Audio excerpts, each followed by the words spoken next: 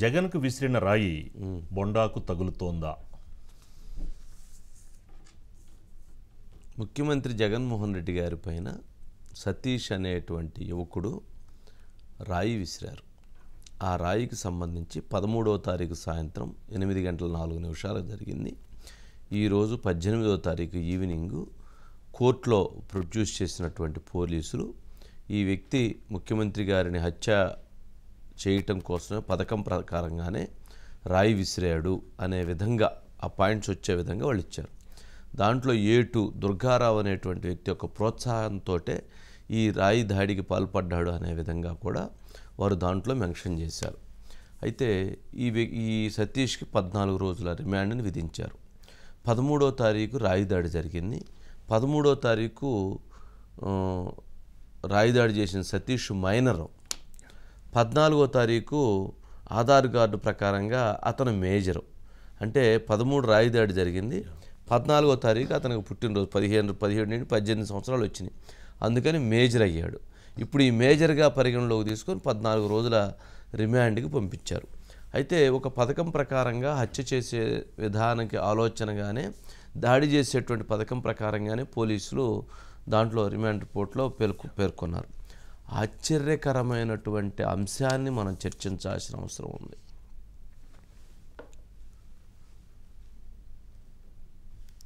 ఒక రాయి ముఖ్యమంత్రి గారి మీద ఈ రాయి దాడి చేయటం తీవ్రంగా ఖండించాల్సినటువంటి అంశమే.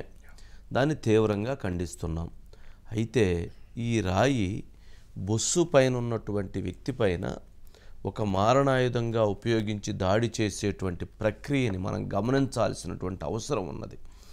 బొస్సు పైన ఉన్నటువంటి వ్యక్తి బొస్సు కింద నుంచి పైకి రాయి వేయటానికి కుదరలేదు. ఎక్కడో దూరం నుంచి రాయి వేయాల్సినటువంటి పరిస్థితి వస్తుంది. దూరం నుంచి రాయి వేసేటప్పుడు ఈ సైజు రాయి కనుక తీసుకొని వెయ్యాలి అని అంటే ఆ రాయిని తీసుకొని అంత దూరం విసరలేరు. అది సాధ్యం కానటువంటి పని. అంతే కదా, ఇంత రాయి తీసుకొని విసిరేద్దామంటే వేయలేం కదా. సినిమాలో చూపించినట్టుగా ఏదైనా ఊరగా తంతే రాయి ఎగిరిపోవటం ఉన్నది కదా. ఇంత రాయి వేయటం కుదరదు, ఇంత రాయి వేయటం కుదరదు, ఇంత రాయి వేయటం కుదరదు. ఏదైనా వేస్తే ఈ సైజు రాయి తీసుకొని వెయ్యాలి. అదే ఆ ఫుట్పాత్ మీద వేసేటువంటి ఆ చిన్న రాయి, టైల్ రాయి. ఆ టైల్ రాయి సైజు ఈ సైజు ఉంటుంది, ఈ సైజు ఉంటుంది. ఈ సైజు రాయి తీసుకొని విసిరితే దూరం వెళ్ళటానికి ఎక్కువ అవకాశం ఉంది. పెరిగే కొద్ది సైజు పెరిగే కొద్ది దూరం వెళ్ళదు, దానికి ఉన్న వేగం తగ్గిపోతుంది, అది ముందే పడిపోతుంది. ఎక్కడో దూరాన ఉన్నటువంటి వ్యక్తి, ఏది ఆ స్కూల్ ప్రాంగణం దగ్గరలో ఉన్నటువంటి వ్యక్తి రాయి విసిరితే వచ్చి ముఖ్యమంత్రి గారికి మంత్రి గారి ఇద్దరిని కూడా ప్రాణం తీసేందుకు కుట్ర ప్రకారంగా పథకం ప్రకారంగా సతీష్ ఈ రాయి దాడి చేశాడు అని చెప్పేటువంటి ప్రయత్నం ఏదైతే ఉందో అని పోలీసులు చెప్పినటువంటి కథ ఏదైతే ఉందో కథ అని నేను మరలా ఎందుకు భావిస్తున్నాను, ఎందుకు చెప్తున్నాను అని అంటే ఇది కథ అని చెప్పటానికి నాకు కొన్ని అనుమానాలు ఇక్కడ ఉత్పన్నమవుతున్నాయి. ఎందుకంటే ప్రజలకి వాస్తవాలు తెలియజేయాల్సినటువంటి బాధ్యత మీడియా పైన ఉన్నది. ముఖ్యమంత్రి గారి మీద దాడి ఎవరి వైఫల్యం జరిగిందండి? భద్రతా వైఫల్యం, పోలీసుల వైఫల్యం వల్ల జరిగింది, ఇంటెలిజెన్స్ వైఫల్యం వల్ల జరిగింది, అక్కడ ఉన్నటువంటి సీఎం సెక్యూరిటీ వైఫల్యం వల్ల జరిగింది. దాడి జరగటానికి గల కారణం ఏంటండి? వైసీపీ నేతలు మీరు అక్కడికి వస్తే క్వార్టర్ బాటిల్ 200 రూపాయలు 300 రూపాయల డబ్బులు ఇస్తామని పిలుచుకొచ్చి ఆ పిలుచుకొచ్చినటువంటి వారు అక్కడ వారికి ఇవ్వకపోవటంతో రాయి విసిరారు అనేది జరుగుతున్న ఒక ప్రచారం. ఎందుకు రమ్మని పిలుచుకొచ్చారు? ఏదో ఇస్తామని చెప్పి. ఈగపోవటంతో ఆవేశంగా వాళ్ళు రాయి దాడి చేశారు అనుకుందాం. సరే, పిలిచింది ఎవరు? వాళ్ళంతటి వాళ్ళు రాలే, పిలిచారని చెప్తున్నారు. అది కూడా ఇన్వెస్టిగేషన్లో మరి ఆ పిలిచిన వ్యక్తులు ఎవరు, ఎంత ఇస్తామన్నారు, వాళ్ళకి సంబంధించినటువంటిది మెన్షన్ చేయలేదు. ఎందుకు? వైసీపీ వాళ్ళు పిలిస్తేనే వచ్చారు కాబట్టి వాళ్ళు ఇవ్వకపోవటం వల్ల దాడి జరిగిందనేటువంటి సమాచారాన్ని దాంట్లో మెన్షన్ చేయలేదు. ఓకే, మరి ఆ బస్తీవాసులు అందరూ మాకు డబ్బులు ఇస్తాము, 200 ఇస్తాము, 300 ఇస్తాము రమ్మని చెప్పని పిలుచుకు వెళ్ళారని చెప్పని కూడా ఆ బస్తీవాసులు చెప్తున్నారు, వడ్డర బస్తీవాసులు. మరి అది ఆ డేటాని అక్కడ క్లియర్గా పొందుపరచలేదు. వచ్చిన తర్వాత రాయి దాడి జరిగిందనేటువంటి దాన్ని మనం మాత్రం చెప్తున్నారు. అది కూడా హత్య ప్రకారం. ముఖ్యమంత్రి గారికి ఇప్పుడు వేసినటువంటి రాయి సతీష్కి అంటే గులకరాయి అని అంటున్నారు, నేను గులకరాయి అని నేను అనను. రాయి ఏదైనా చిన్న సైజు రాయి. ఆ రాయి విసిరినటువంటి వ్యక్తికి ముఖ్యమంత్రి గారికి మధ్య ఏమైనా ఆర్థిక వివాదాలు ఉన్నాయా, రాజకీయపరమైనటువంటి కక్ష సాధింపులు ఉన్నాయా, లేక ఏమైనా ఇతర విభేదాలు ఏమైనా ఉన్నాయా? లేదు, ఆ దుర్గారావు ప్రోద్బలంతో అంటున్నారు. దుర్గారావుకి ముఖ్యమంత్రి గారికి ఏమైనా అటువంటి వివాదాలు ఏమైనా ఉన్నాయా? రైట్. రెండోది, రాయి విసిరి చంపాలి అనేటువంటి ప్రయత్నాన్ని అసలు చేయటం సాధ్యమైద్దా? నెంబర్ 2. నెంబర్ 3, అసలు ఆశ్చర్యంగా మనం గమనించాల్సింది ఏంటంటే ఈ వ్యక్తికి నేర చరిత్ర ఏమైనా ఉన్నదా? ఎవరు ఈ అబ్బాయికి? లేదు, షార్ప్ షూటర్గా ఇతను ఎక్కడన్నా ఇంతకుముందు గతంలో ఎవరినన్నా షార్ప్ షూటర్గా రాయితో కొట్టి చంపినటువంటి కేసులు కానీ, రాయితో కొట్టి చంపొచ్చు అనేటువంటిది ఇతను ఎక్కడన్నా గతంలో ప్రాక్టీస్ చేసి ఉన్నాడా, లేదా చంపి ఉన్నాడా ఈ యువకుడు అనేది కూడా వాళ్ళు మెన్షన్ చేయాల్సి ఉంది. పోలీసులు ఒక నిందితుడిని తీసుకొని ఆ విధంగా పరిగెడుతున్నారు అని అంటేనే పోలీసుల వైఫల్యం ఏంటో అనేటువంటిది అర్థమవుతుంది. పోలీసులు ఎవరైతే ఆ నిందితుడిని తీసుకొని పరిగెడుతున్నటువంటి దృశ్యాన్ని చూస్తేనే అక్కడ ఎంతటి వైఫల్యంగా ఉన్నారు, ఎంతటి బాధ్యతారాహిత్యంగా వ్యవహరిస్తున్నారు అనేటువంటి దానికి అనుమానాలకు కారణమవుతుంది. పోలీసుల వైఫల్యం వల్లనే దాడి జరిగింది. మరి 5 రోజుల పాటు ఈ కేసుని ట్రేస్ చేయలేకపోయారు. ఎవరి వైఫల్యం వలన అయితే దాడి జరిగిందో అదే వైఫల్యం 5 రోజుల పాటు విచారణ కోసం 5 రోజులు సమయం తీసుకున్నారు. నెంబర్ 3, చివరికి ఈ రాయితో హత్య చేయాలనేటువంటి ప్రయత్నానికి ఆ యువకుడు పూనుకున్నారని చెప్పని దాంట్లో మెన్షన్ చేశారు. ఇది నెంబర్ 1. ఇక్కడ ఇంకొక సీక్వెన్స్ చూస్తే వైఎస్ జగన్మోహన్ రెడ్డి గారికి దాడి జరిగిన వెంటనే చాలామంది దీన్ని షార్ప్ షూటర్స్ వచ్చారని, ఇతర దేశాల నుంచి ఎక్విప్మెంట్ తెప్పించి కాల్చే ప్రయత్నం చేశారని, ఎయిర్ గన్ అని, ఇట్లాంటివి చాలా వచ్చినాయి. కానీ ప్రజల్లో నుంచి ఇది సరైనటువంటిది కాదు, ముఖ్యమంత్రి గారి మీద జరిగినటువంటి దాడి విషయంలో చాలామంది చాలా ప్రశ్నలు వేశారు. అది సింపతి క్రియేట్ అయిద్దని అనుకున్నటువంటిది సింపతి క్రియేట్ కాల, రివర్స్ అయింది. కోడికత్తి లాంటిది అన్నటువంటి భావన వ్యక్తమైంది. అంటే రివర్స్ అయింది. కేసు ముఖ్యమంత్రి గారికి సింపతి రాకపోగా వ్యతిరేకమైంది. పోలీసుల వైఫల్యము వ్యతిరేకత వచ్చింది. అంటే ఇప్పుడు పోలీసులు నష్టపోయారు, దీంట్లో ముఖ్యమంత్రి జగన్మోహన్ రెడ్డి గారు నష్టపోయారు. ఇప్పుడు ఇద్దరూ కలిసి చేసింది ఏందయ్యా అంటే వాళ్ళిద్దరు స్కిన్ సేవ్ చేసుకోవటం కోసం, వాళ్ళిద్దరూ వాళ్ళ మీద పడినటువంటి అపవాదని, వాళ్ళకి జరిగినటువంటి నష్టాన్ని, వాళ్ళకి జరిగినటువంటి కష్టాన్ని, లేక దీన్ని డ్రైవ్ చేసుకోవటం కోసం 5 రోజుల పాటు దీన్ని ఒక ఇన్వెస్టిగేషన్ ప్రక్రియ కింద తీసుకొని దీని చివరికి ఎవరైతే ఈ కేసులో ఫెయిల్యూర్స్ వలన జరిగినటువంటిది ఏదైతే ఉందో వాళ్ళే ఈ కేసులో దీన్ని తీసుకొని ఆ యువకుడి మీద, ఆ ఇంకొక వ్యక్తి దుర్గారావు అనేటువంటి వ్యక్తి మీద కేసులు రిజిస్టర్ చేయటం కోసం అదే కేసు రిమాండ్ రిపోర్ట్లో పొందుపరిచారు. దీన్ని బట్టి అర్థమవుతుంది ఏందయ్యా అంటే పోలీసులు, ప్రభుత్వం ఇద్దరూ కూడా ఈ కేసు విషయంలో, రాయితో విసిరినటువంటి కేసు విషయంలో, ముఖ్యమంత్రి గారి గాయమైనటువంటి కేసు విషయంలో ఫెయిల్ అయ్యారు. వాళ్ళకి అది రివర్స్ అయింది. దానిని సేవ్ చేసుకోవటం కోసం ఇప్పుడు ఈ రకమైనటువంటి దిశగా వాస్తవాలకు దూరంగా, అవాస్తవాలకు దగ్గరగా ప్రచారాన్ని, సమాచారాన్ని ప్రజలకి ఏదైతే తెలియజేయాలో అది తెలియజేయకుండా ఈ విధంగా ఆ కేసుని ముందుకు తీసుకెళ్లారు అనేటువంటిది ఇప్పుడు ప్రజల వైపు నుంచి, మేధావుల వైపు నుంచి వస్తున్నటువంటి ప్రశ్నలు. మరి ఈ ప్రశ్నలకు సమాధానము 5 రోజులుగా దీని మీద క్లారిటీ ఇవ్వలేదు అని అంటేనే డీజీపీ స్థాయి వ్యక్తి ఇది ఒక ప్రశ్నోత్పవం.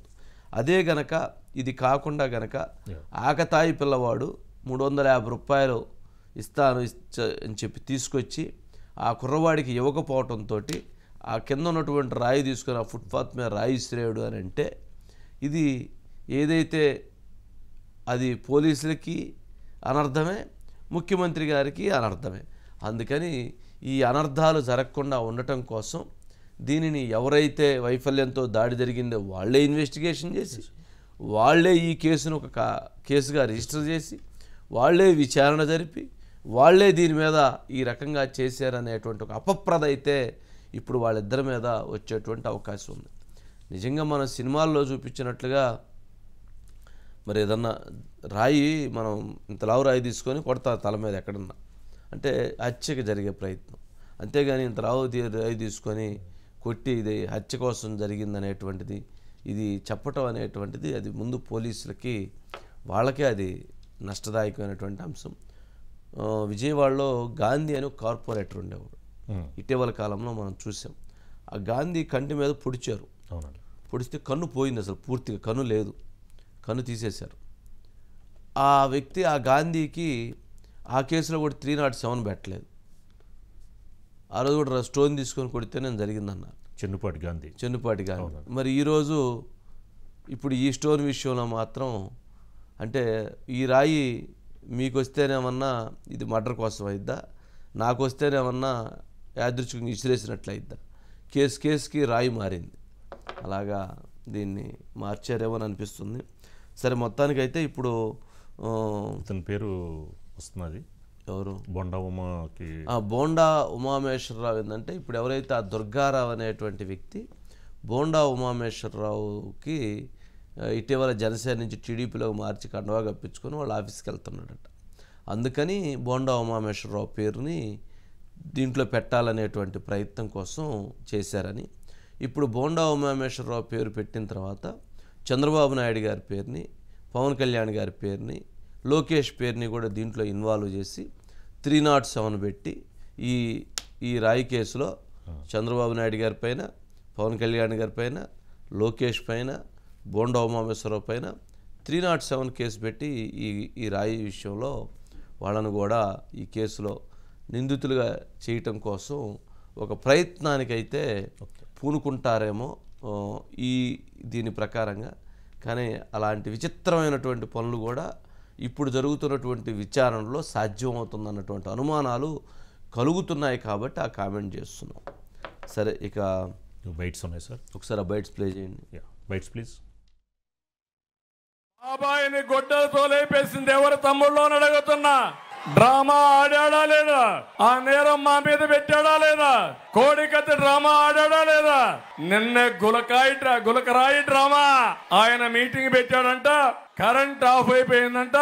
పవన్ కళ్యాణ్ అక్కడికి వచ్చి ఒక రాయి వేసాడు, గులకరాయి. లేకపోతే చంద్రబాబు నాయుడు ఒక కుట్ర చేశాడు, హత్యా ప్రయత్నం. అర్థం చేసుకున్నారా తమ్ముళ్ళు?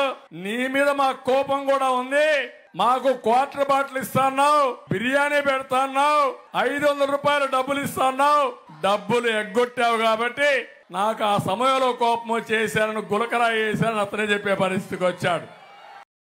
తలకి అతను కొట్టుకున్నాడో ఎవరు ఇసిరారో అతనే, అదంతా మనకు మాయ ఎలా జరిగిందో తెలియదు. ఇతని మీద మాకు కూర్చోబెట్టి దాడులు చేయడానికి మాకేం పని లేదా? మాకు వేరే పనులు లేవా మాకు? అయినా మీలాగా క్రిమినల్స్ మేము అందరి మీద దాడి చేసే నీకు అసలు నీ మీద ఎవరికైనా దాడి చేయడానికి ధైర్యం ఉంటుందా? నువ్వు బతకనిస్తావా? నువ్వు సొంత బాబాయిన గొడ్డలతో అడ్డంగా నరికి చంపేశావు. నువ్వు ఆ నరికి చంపించిన వ్యక్తులు నువ్వు వెనకేసుకొస్తావు. బోండామ ఏమన్నాడు? మా వాళ్లే కొట్టారు గులకరాయితో. ఎందుకు కొట్టారంటే అన్నా క్యాంటీన్ తీస్తారని కోపంతో కొట్టారు, లేదంటే 200కో 300కో మాట్లాడి తీసుకెళ్లారు, అది ఇవ్వలేదని కోపంతో కొట్టారని చెప్పి 2 రకాలైన స్టేట్మెంట్స్ ఇచ్చారు. సో చంద్రబాబు నాయుడు ఏమో ముఖ్యమంత్రి గారి మీద మా మీద బ్లేమ్ చేస్తారు. అంతకుముందు బోండామ కూడా చేశాడు, అతను క్లియర్గా చెప్పాడు మేము చేసాము, మా వాళ్ళు చేశారు. సో ఇంకా చేసినా కూడా ఈ చంద్రబాబు ఇట్లాంటి నాటకం. అతను ఆల్రెడీ 14 ఏళ్ళు ముఖ్యమంత్రి చేశాడు, 45 ఏళ్ళు ఇండస్ట్రీ అంటాడు, కానీ లేక బుద్ధులు పోనించుకోడు చంద్రబాబు నాయుడు. ఇటువంటి పనులు ప్రజల్ని నచ్చగొట్టే మాటలు చేయటం చంద్రబాబుకి అలవాటు. అతను అధికారంలో ఉంటే ఒక రకం, అధికారం లేకపోతే ప్రజల్ని రెచ్చగొట్టి మరి ఏదైతే ఆ ప్రభుత్వం ఉందో ఆ ప్రభుత్వం మీద ఇష్టం వచ్చినట్లు మాట్లాడటం చంద్రబాబు నాయుడు అలవాటే. ఆయన అందరికీ తెలుసు, దాంట్లో ప్రశ్న లేదు. దాంట్లో కంపల్సరీ అది బోండామా కన్సర్న్లో జరిగిందంటున్నా ఎటువంటి సందేహం లేదు. అది సార్, మరో దీని మీద అసలు ఇప్పటివరకు మరి ఇది ఎందుకని ఈ పేరు తీసుకొచ్చారు అనేది ఒక ఇప్పటివరకు లేని పేరు. అది ఎందుకనో డిఫరెన్స్ ఉంటుంది. మరి అది చూడాలి. ఆ ఇష్యూలో మధు మధు ఉన్నారండి. Madhu, sir good evening sir. Good evening Madhu. మొత్తానికి రాయి ఇన్ని రకాల మారణాయుధాలుగా మారిద్దని నేనైతే అనుకోలేదు. జనరల్గా అంటే ఒక కామన్ మ్యాన్ ఎవరినైనా కానీ దగ్గరగా ఇంతలావు రాయి తీసుకొని కొట్టవచ్చు, కొంచెం దూరంగా అయితే ఇంతలావు రాయి తీసుకొని ఇసిరేయచ్చాము ఇట్లా పట్టుకొని. కానీ అంత దూరం నుంచి ఇంతలావు మారణాయుధాన్ని, ఇంతలావు రాయిని ఎలా ఉపయోగిస్తారు? అరచేయి పైన ఉన్నటువంటి రాయి అని అంటున్నారు. అంటే అంత డిస్టెన్స్ నుంచి అంత దూరం రాయి ఇసిరాలంటే అదేదో సినిమాల్లో అయితే సాధ్యమైంది, కానీ విడిగా సాధ్యం కాదు. సరే, చిన్న రాయి అయితే సాధ్యమైంది. అంటే ముఖ్యమంత్రి గారు ఉన్న డిస్టెన్స్కి, ఇప్పుడు అక్కడ ఉన్నటువంటి డిస్టెన్స్కి, ఎక్కడ ఆ స్కూల్ దగ్గర ఉన్న కాంపౌండ్ వాళ్ళ దగ్గర నుంచి ఇసిరాడు అంటున్నారు. కాబట్టి ఏంటి దీంట్లో నీకున్న అనుమానాలు ఏంటి? సార్, జగన్ మీద ఎప్పుడైతే అటాక్ జరిగిందో, జరిగిన తర్వాత మొత్తం కెనడా, అమెరికా, ఇంకొక దేశం, ఇంకా అన్ని దేశాలు తిరిగి చివరికి 19 సంవత్సరాల ఒక యువకుడి దగ్గర స్టాప్ అయింది సార్. చంద్రబాబు నాయుడు అన్నారు, ఆ తర్వాత పవన్ కళ్యాణ్ అన్నారు, ఇంకొక మొత్తం సార్. అతనిది 13వ తారీఖు ఈ సంఘటన జరిగింది. ఆ రోజు మైనర్. 14వ తారీఖు అతను పుట్టినరోజట. ఆ రోజు మేజర్ అయ్యాడు. అదే సార్, అది వస్తున్నా. ఎందుకంటే 19 సంవత్సరాలని ఈరోజు అదే పనికి అందులో పెట్టారు సార్. సో అందుకోసం అనేసి మేజరా మైనరా అనేది కొంత డౌట్ ఉంది సార్ అక్కడ. ఎందుకంటే అటాక్ జరగడం తర్వాత వెంటనే బర్త్డే, ఇవన్నీ కూడా కొంత డౌట్ ఉంది. సో ఆధార్ కార్డు ఉంటాయి, అవన్నీ కూడా బయటకు రావాల్సినటువంటి విషయం. అయితే ఇక్కడ 19 సంవత్సరాల యువకుడి దగ్గర వచ్చి ఆగింది. అయితే ఒకటే సార్, ఇప్పటి వరకు కూడా పోలీసుల దగ్గర రికార్డ్స్ ఉంటాయి. దాన్ని పోలీస్ రికార్డ్స్ అని కొన్ని ఉంటాయి సార్. వాళ్ళ దగ్గర మొత్తం భారతదేశం కావచ్చు, లేకపోతే తెలంగాణ కావచ్చు, ఏపీ కావచ్చు, వాళ్ళ దగ్గర ఇటువంటి రాయి ఏదైతే ఉందో, ఇటువంటి రాయితో అటాక్ చేసి, రాళ్లతో కాదు సార్, ఇటువంటి రాయితో మాత్రమే, అంటే ఈ రాయి అనే కాదు, ఒక రాయితో, కేవలం ఒకే ఒక్క రాయితో అటాక్ చేసి చంపిన కేసులు ఎన్ని నమోదయ్యాయి అనే దాని మీద డెఫినెట్గా వాళ్ళు రికార్డ్ పెద్దగా ఉన్నట్టుంది మధు. నాది చిన్నదే ఉంది రాయి స్టోన్ సార్. అంటే ఇది అంటే విసరడానికి ఓకే, ఇంతకుముందు దీని బరువు అనేది కొంత ఉన్నప్పటికీ విసరడానికి కొంత దూరం వరకు, కొన్ని మీటర్ల వరకు వేయచ్చు దీన్ని. కానీ ఈ రాయి వల్ల ఇప్పటి వరకు జరిగినటువంటి హత్యలు ఎన్ని, డెఫినెట్గా రికార్డ్స్ ఉంటాయి సార్. ఆ రికార్డ్స్ అనేది తీస్తే రిజల్ట్ ఫైనల్గా వచ్చేది జీరోనే. అంటే రాళ్లతో కొట్టి చంపారు అనేది మాత్రం వస్తుంది. కానీ ఒకే ఒక రాయి ఇసరడం వల్ల చనిపోయినటువంటి వ్యక్తి ఎవరన్నా ఉన్నారు అని అంటే జీరో అని వస్తుంది. అటువంటిది ఇప్పుడు ఈరోజు చూసుకుంటే సతీష్ పైన చంపే ప్రయత్నం అనేటటువంటి కుట్ర దాన్ని దాగి ఉంది అంటూ కూడా కేసు నమోదు చేశారు. మొత్తానికైతే రిమాండ్కి అయితే తరలించారు. ఇదంతా కూడా ఒకవైపు నడుస్తూ ఉండగానే సార్, ఇక్కడ ఒకటి వివేకానంద రెడ్డి హత్య జరిగింది కదా సార్. కదిరికి వెళ్ళి ఎందుకని దస్తగిరి గొడ్డలు తీసుకొని వచ్చాడు? ఒక రాయి తీసుకొని వచ్చింటే సరిపోయేది కదా. ఇంతమంది, ఇంత పంచాయతీ, ఇన్ని గొడవలు లేకుండా ఉండేవి.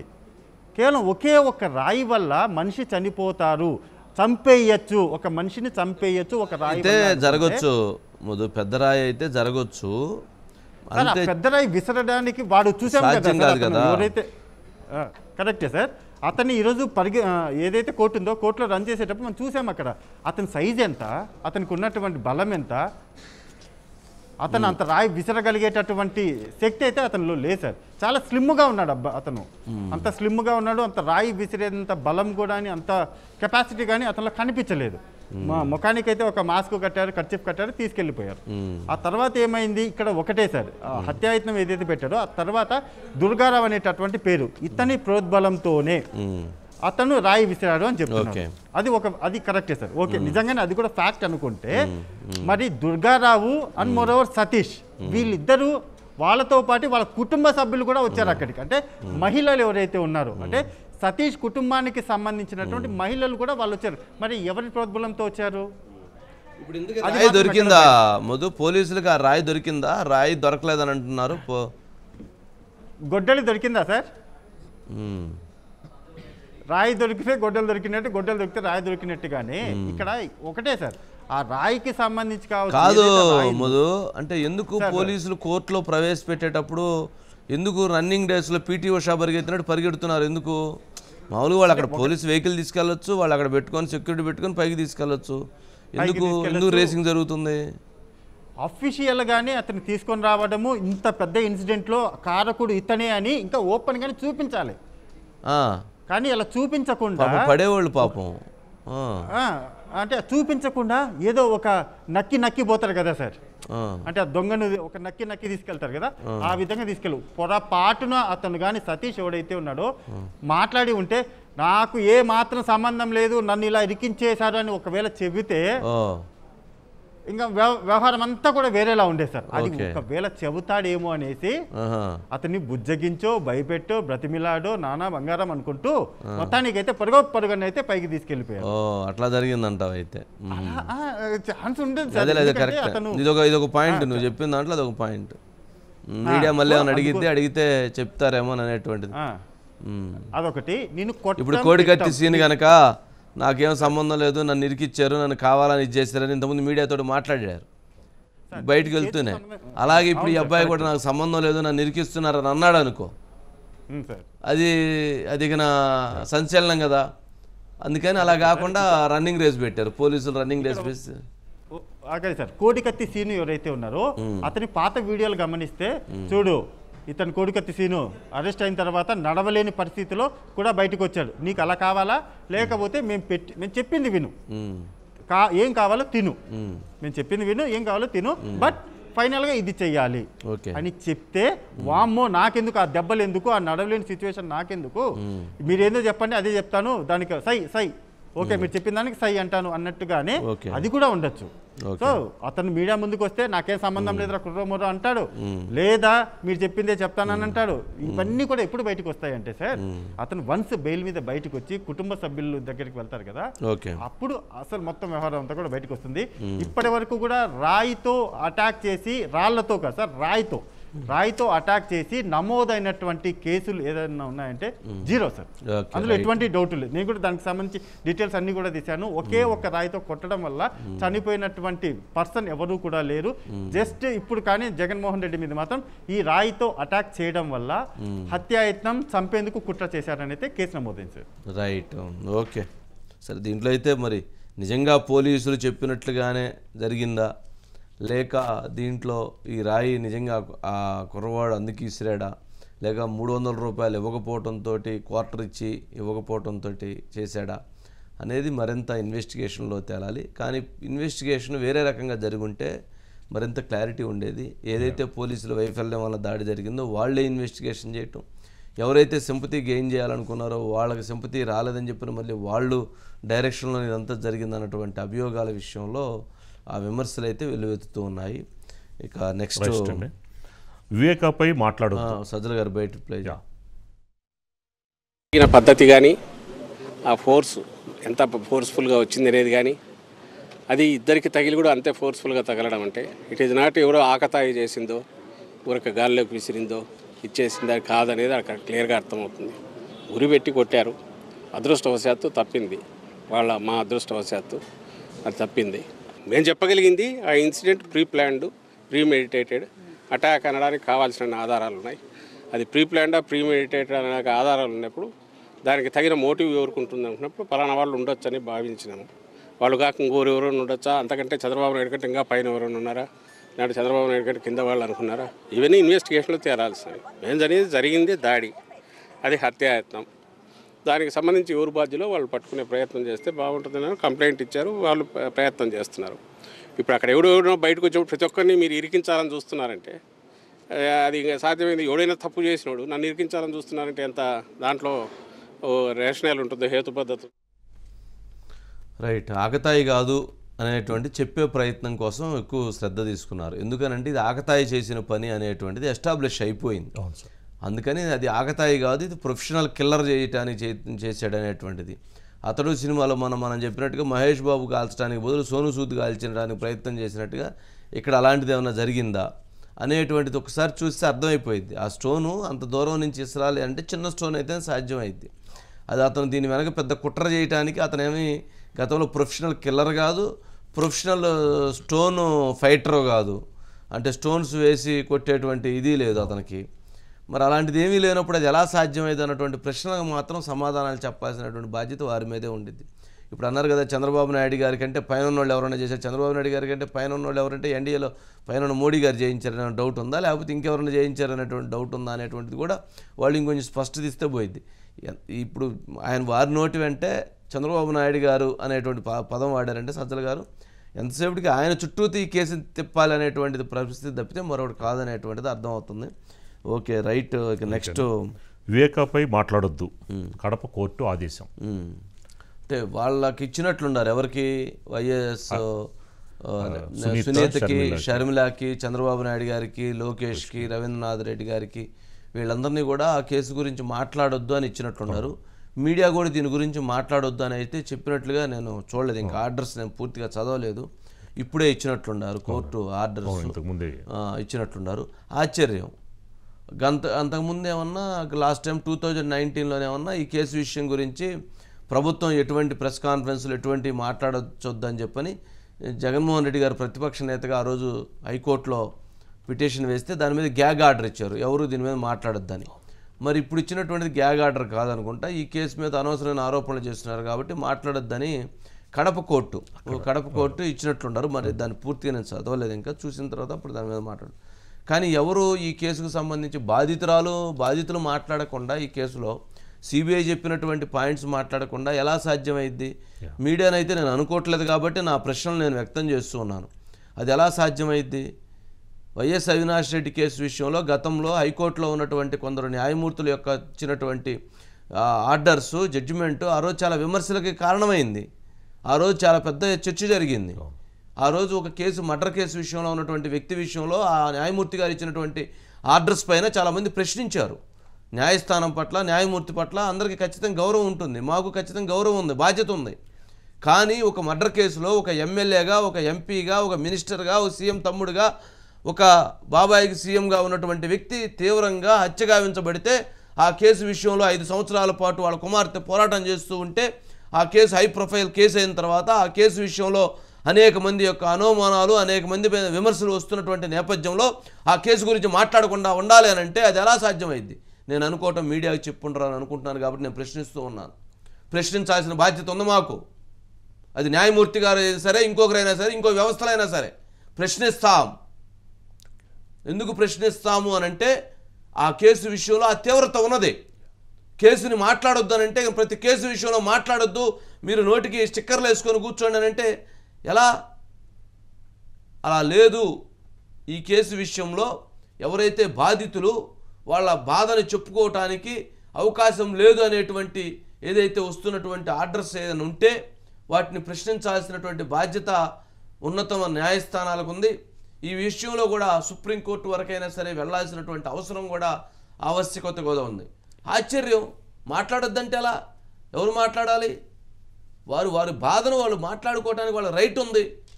మాట్లాడొద్దు అని చెప్పి ఒక పిటిషన్ వేయటం, ఒక ఆర్డర్ తేయటం, ఒక పిటిషన్ వేయటం, ఒక ఆర్డర్ తేయటం అంటే ఆ పిటిషన్ వేసే వాళ్ళని నేను విమర్శిస్తున్నాను.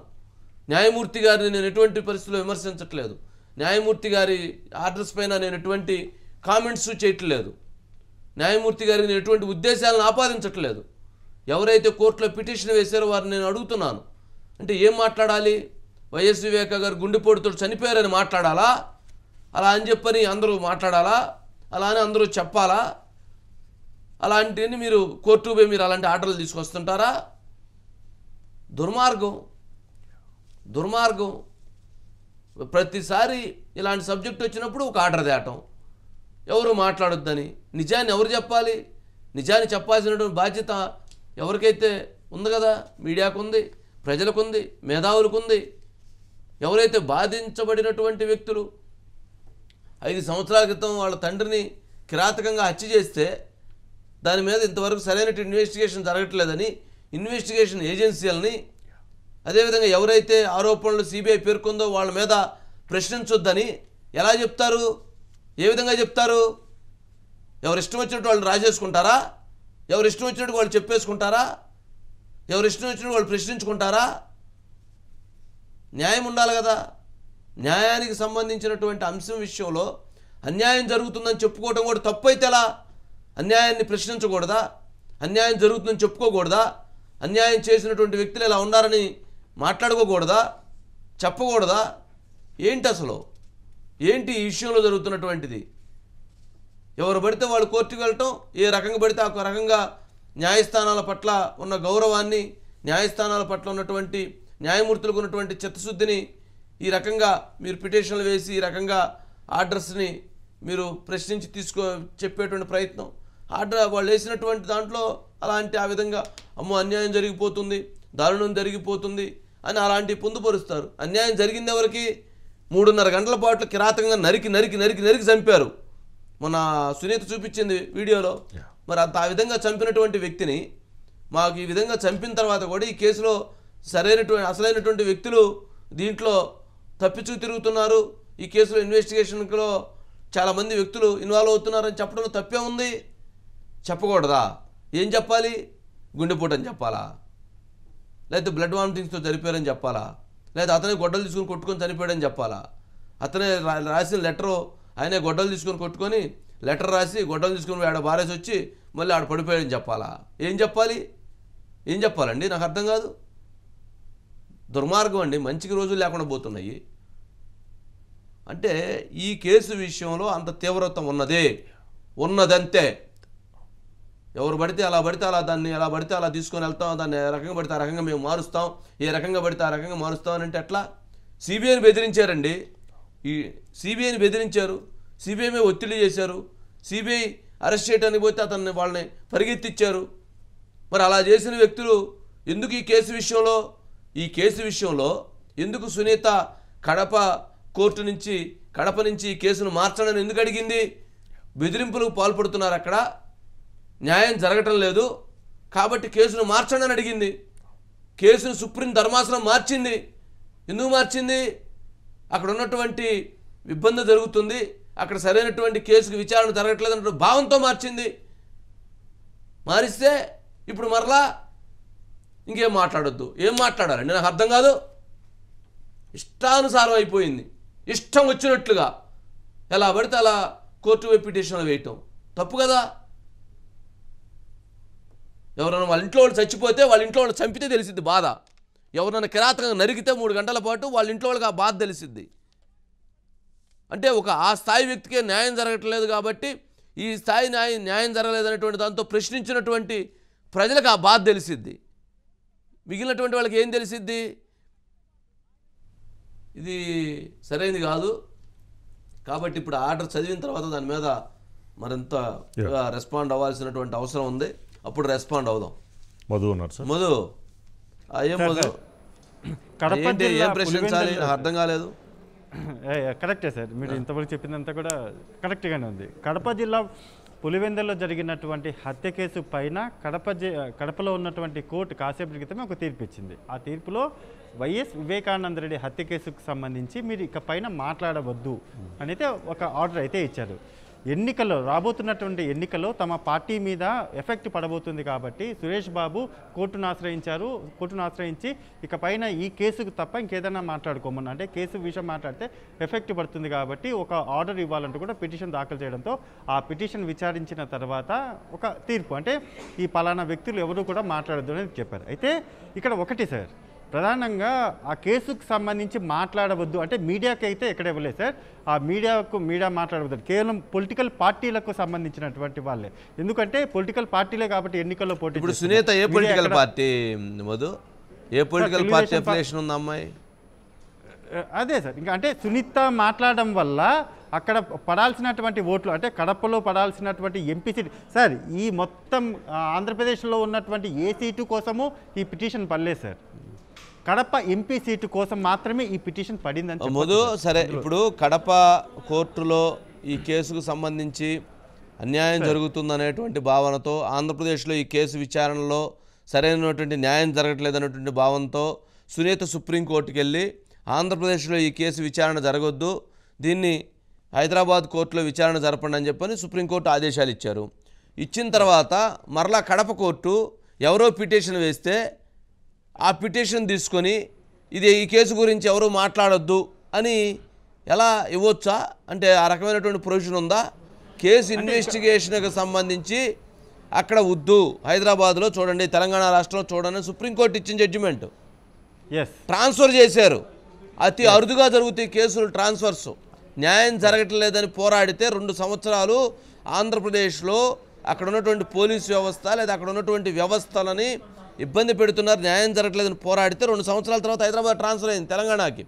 మరి అలాంటప్పుడు ఏపీ అక్కడ మరి కడప కోర్టులో ఈ పిటిషన్ వేస్తే మరలా ఆ కోర్టు ఇది మాకు సంబంధం లేదు, మీరు తెలంగాణ పోయి కోర్టులో తేల్చుకోండి అని చెప్పాలి కదా. కానీ అక్కడ ఈ కేసుకు సంబంధించి ఆర్డర్స్ ఇచ్చారు అని అంటే అక్కడ అట్లాంటి ఆర్డర్స్ ఇవ్వడానికి అట్లాంటి ప్రొవిజన్స్ ఉన్నాయా సుప్రీంకోర్టు పొందుపరిచినటువంటి అంశాలలో? Yes sir. ఇప్పుడు స్థానికంగా ఉన్నటువంటి ఒక పర్సన్ అంటే ఆ పార్టీకి సంబంధించి వైఎస్ఆర్సీపీ పార్టీకి సంబంధించినటువంటి చిన్న లీడర్ అయినా పెద్ద లీడర్ అయినా సరే ఎన్నికల్లో పోటీ చేసేటప్పుడు నేను ఎన్నికల్లో పోటీ చేస్తున్నాను, నాకు ఓట్ల మీద అంటే ఎన్నికల్లో ఓట్లకు సంబంధించి ప్రభావం పడే అవకాశం ఉంది కాబట్టి జస్ట్ ఎన్నికలు అయిపోయేంత వరకు మాత్రమే మాకు కొంత అనుమతి ఇవ్వండి అని రిక్వెస్ట్ చేయొచ్చు సార్. అంతవరకు ఓకే. కానీ పూర్తిగా కూడా ఇంకా దీని మీద ఎవరూ మాట్లాడొద్దు, అసలు ఏమీ చేయొద్దు అనడానికైతే ఎక్కడ లేదు. కానీ డెఫినెట్గా ఏపీ హైకోర్టులో కావచ్చు, సుప్రీంకోర్టులో కావచ్చు ఒక పిటిషన్ వేయచ్చు. కానీ ఇదంతా కూడా మర్చిపోయారు సార్. కానీ ఒక చిన్న లాజిక్ అనేది ఒకటి ఉంది సార్. వివేకానంద రెడ్డి హత్య కేసుకు సంబంధించి అది మాట్లాడవద్దు అని అన్నారు కదా సార్. రైట్. ఆ వివేక్ అనేటటువంటి ఆ 3 అక్షరాలు తీసేసి మిగతాది మాట్లాడచ్చు సార్. ఆ వివేక్ అనే బదులు అక్కడ పేరు ఏదైతే ఉందో ఆ పేరు తీసేసి ఎస్ వివేకానంద రెడ్డి ఇచ్చినటువంటి ఆర్డర్లో చాలా స్పష్టంగా ఉంది, వివేకానంద రెడ్డి హత్య కేసుకు సంబంధించి మీరు ఎక్కడ మాట్లాడద్దు అన్నారు. ఓకే, వివేకానంద రెడ్డి హత్య కేసు గురించి ఆయన పేరు ఎత్తకుండా మాట్లాడచ్చు సార్. ఈ లాజిక్ ఉంది అక్కడ. సో వీళ్ళు ఇప్పుడు తెలుగుదేశం పార్టీ కావచ్చు, వీళ్ళైనా ఎవరైనా సరే ఈ కేసుకు సంబంధించి ఇలా కూడా మాట్లాడచ్చు. అండ్ ఇంకొకటి ఏంటంటే ఈ ఆర్డర్ ఏవైతే ఉందో అంటే కడప కోర్టు ఇచ్చినటువంటి ఆర్డర్ కాపీ ఏదైతే ఉందో అది పలానా పార్టీ కావచ్చు, పలానా మీడియా కావచ్చు, పలానా ఎవరైనా సరే వాళ్లకు వెళ్ళేంత వరకు అంటే ఇప్పుడు ఎవరైతే పిటిషన్ దాఖలు చేసినటువంటి వాళ్ళు ఉన్నారో వాళ్ళ అడ్వకేట్ ద్వారా పలానా నాయకుడు చంద్రబాబు నాయుడికి లేకపోతే పవన్ కళ్యాణ్కి లేకపోతే ఇంకొకరికో లేకపోతే మీడియాకో వాళ్ళకు పంపించేంత వరకు, వాళ్ళ చేతికి చేరేంత వరకు, వాళ్ళు దాన్ని ఓపెన్ చేసి చూసేంత వరకు అద్భుతంగా మాట్లాడచ్చు సార్. ఎవరు అసలు ఆ ప్రసక్తి లేదు, హ్యాపీగా మాట్లాడచ్చు, దానికి సంబంధించి ఏమైనా కామెంట్ చేయొచ్చు. అండ్ వివేక పేరు ఎత్తకుండా కూడా ఈ కేసు గురించి మాట్లాడచ్చు సార్. ఆ ప్రొవిజన్ అయితే ఉంది. అంటే వివేక బాబాయ్ అనొచ్చు. ఏంది మధు అసలు నాకు అర్థం కాదు. అంటే ఇది టోటల్ గా కూడా అంటే మిగిలిన అన్ని కేసుల్లో కూడా అట్లాగే ఇస్తారా? ఇప్పుడు ఎవరైతే సతీష్ రాయిదాడి చేశారన్నారు, సతీష్ రాయిదాడి విషయంలో కూడా సలీం అనేటువంటి వ్యక్తి పాపం పిటిషన్ వేశాడు అడ్వకేటు. ఆయన కూడా ఈ సతీష్ గురించి ఎవరు ఈ కేసు గురించి మాట్లాడటానికి లేదని చెప్పని కోర్టులో ఆర్డర్ ఇస్తే జగన్మోహన్ రెడ్డి గారి గురించి ఏమి మాట్లాడటానికి ఈ కేసు గురించి మాట్లాడలేదని ఆర్డర్ ఇస్తారా? ఎవరు మాట్లాడకుండా ఉంటారా? నాకు అర్థం కాదు. కవితకు సంబంధించి లిక్కర్ కేసు జరుగుతూ ఉంది, ఒకరు కోర్టులో వేసేసి లిక్కర్ కేసు గురించి ఎవరు ఏం మాట్లాడొద్దంటే ఇచ్చేస్తారు ఆర్డరు. ఫోన్ ట్యాపింగ్కి సంబంధించి అనేక మంది మీద వస్తున్నాయి కాబట్టి దీని గురించి ఏమీ మాట్లాడొద్దని చెప్పిన కోర్టుకి వేస్తే ఆర్డర్ ఇచ్చేస్తారా? ఎవరు ఇచ్చినట్టు వాళ్ళు ఇచ్చిన ఆర్డర్ ఇచ్చేసుకోవడానికి న్యాయ వ్యవస్థ ఒక పాయింట్ అయితే ఇక్కడ చెప్పొచ్చు సార్. న్యాయ వ్యవస్థకి వెళ్ళేదానికి రైట్ ఉండాలంటున్నా, న్యాయ వ్యవస్థకి వెళ్ళే వ్యక్తులకు రైట్ ఉండాలంటున్నా, ధర్మం ఉండాలి, వాళ్ళకు కూడా న్యాయం ఉండాలి. న్యాయ వ్యవస్థ దగ్గర పోయి వాళ్ళు ఎలా పడితే అలా వాళ్ళు ఎలా పడితే వాళ్ళు ఏ రకంగా పడితే ఆ రకంగా కన్విన్స్ చేసుకొని ఏ రకంగా పడితే ఆ రకంగా ఆర్డర్స్ని ఇన్ఫ్లుయెన్స్ ఆ రకంగా అంటే వాళ్ళు అప్పీల్ చేసుకుంటే వాళ్ళు న్యాయమూర్తులు నమ్ముతారు. ఓహో ఇది ఇన్ఫ్లుయెన్స్ అవుతుంది కావాలని నమ్మించేటువంటి ప్రయత్నానికి ఎవరైతే ఆ పిటిషన్ దాఖలు చేసేవాళ్ళు ఉంటే ఎట్లా, ఏ రకంగా? కోర్టు న్యాయమూర్తి ఇచ్చినటువంటి తీర్పు ఏదైతే ఉంది సార్, ఒకవేళ ఆ తీర్పును సవాలు చేస్తూ హైకోర్టు కానీ సుప్రీంకోర్టు వరకు వెళ్తే ఆ సుప్రీంకోర్టులో బెంచ్ ధర్మాసనం ఎవరైతే ఉంటారో వాళ్ళు కడప కోర్టు ఇచ్చినటువంటి తీర్పును వాళ్ళు చదువుతారు సార్. ఫస్ట్ అదంతా కూడా చదివి ఎక్కడైనా అంటే ఇక్కడ ఏదైతే ఉందో న్యాయమూర్తి ఇచ్చిన వాటిలో తప్పులు ఉంటే మాత్రం వెంటనే దాన్ని కొట్టేస్తారు. అండ్ ఇంటర్నల్గా ఇది చాలా ఇంటర్నల్గా జరిగేటటువంటి విషయం. ఇచ్చినటువంటి ఎవరైతే అక్కడ ఉన్నటువంటి న్యాయమూర్తి ఉంటారో ఆ న్యాయమూర్తి ఇచ్చినటువంటి ఆ తీర్పు కాపీ ఏదైతే ఉందో దాని మీద వివరణ కూడా అడుగుతారు సార్.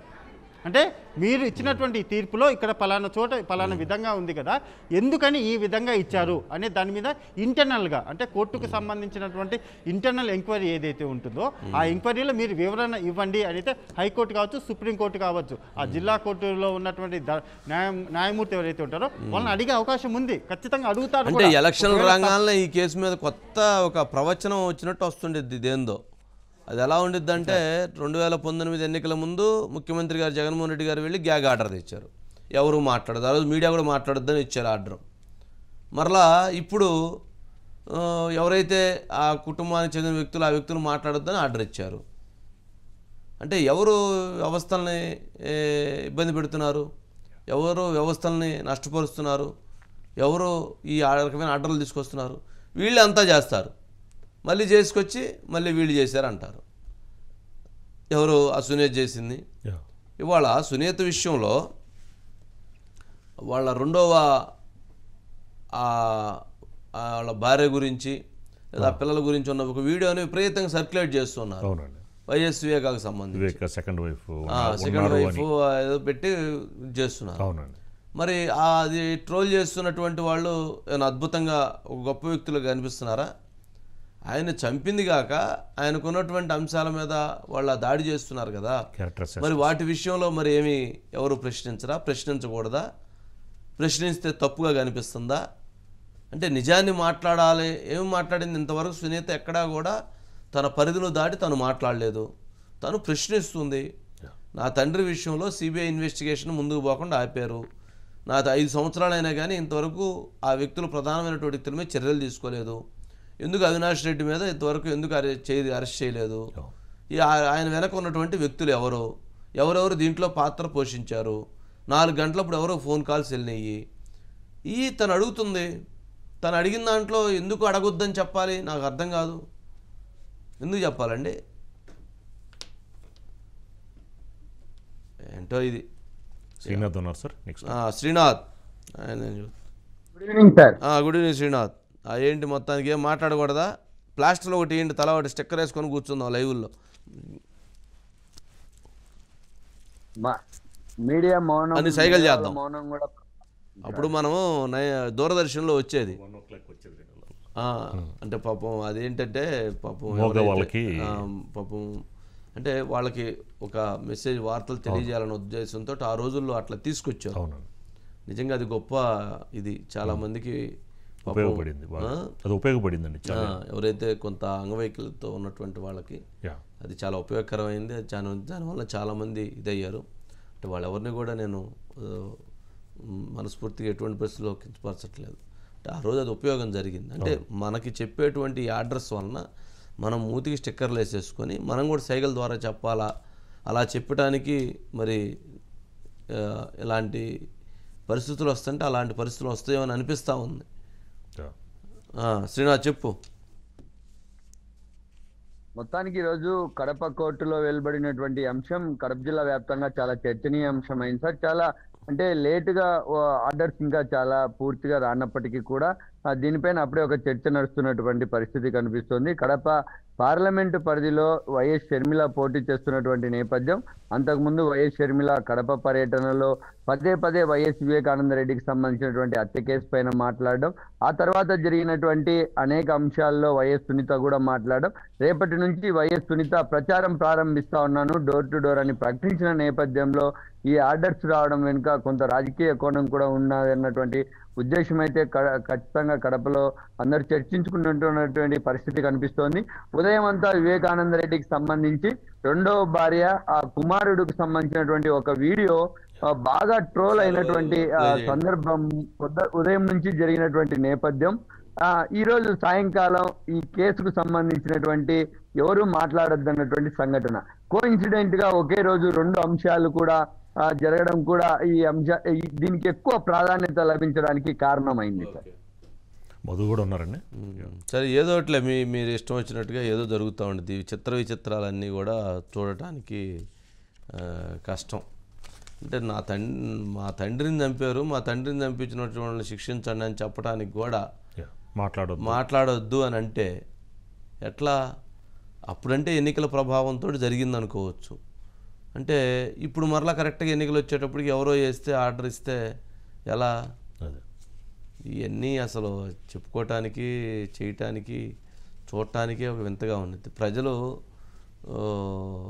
మళ్ళీ దీని మీద ఏమన్నా సునీత గారు ఏమన్నా మళ్ళీ వేరే మన హైకోర్టుకి రావడం ఇలాంటి ఇంకా టైం కూడా లేదు కాబట్టి ఇది ఇంకా ప్రొలాంగ్ అయ్యే అవకాశాలు ఉంటాయంటారు. వెళ్తారు మళ్ళీ ఇంకొక ఈ లోపల ఎలక్షన్స్ వచ్చేస్తాయి. అంటే వాళ్ళు చెప్పేది ఏంటంటే కడపలో అవినాష్ రెడ్డి మీద షర్మిల పోటీ చేస్తున్నారు, షర్మిలకు మద్దతుగా సునీత ప్రచారం చేస్తుంది కాబట్టి ఈ కేసును అడ్వాంటేజ్గా తీసుకుంటున్నారా అని చెప్పని అంటున్నారు.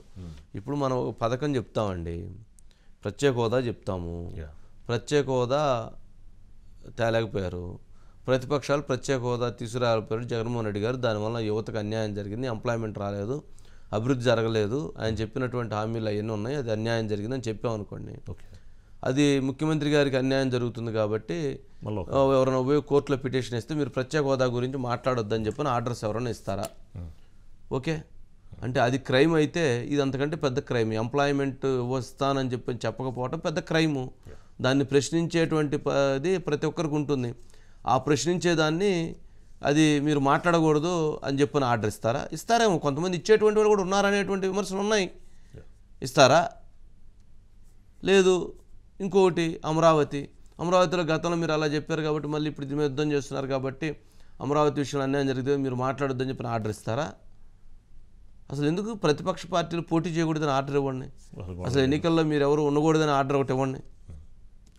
ఎవరు పిటిషన్లు వేయండి, పిటిషన్లు వేస్తే కదా, పిటిషన్లు వేయండి. అట్లా ఎవరు పోటీ చేయకూడదు, అసలు ఎవరు సింబలే ఉండాలి, ఒకటే ఉండాలి అని చెప్పి ఇవ్వండి, వెళ్ళండి.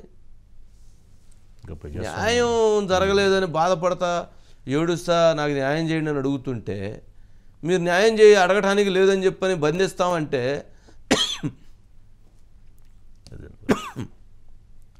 సరే. నెక్స్ట్ మధు. సార్ ఇక్కడ కోర్టు ఒక తీర్పు ఇచ్చింది, ఏమని? వివేకానంద రెడ్డి హత్య కేసుకి సంబంధించి ఇక పైన మాట్లాడొద్దని ఇచ్చింది. రైట్, ఓకే, కరెక్టే అనుకుందాం సార్.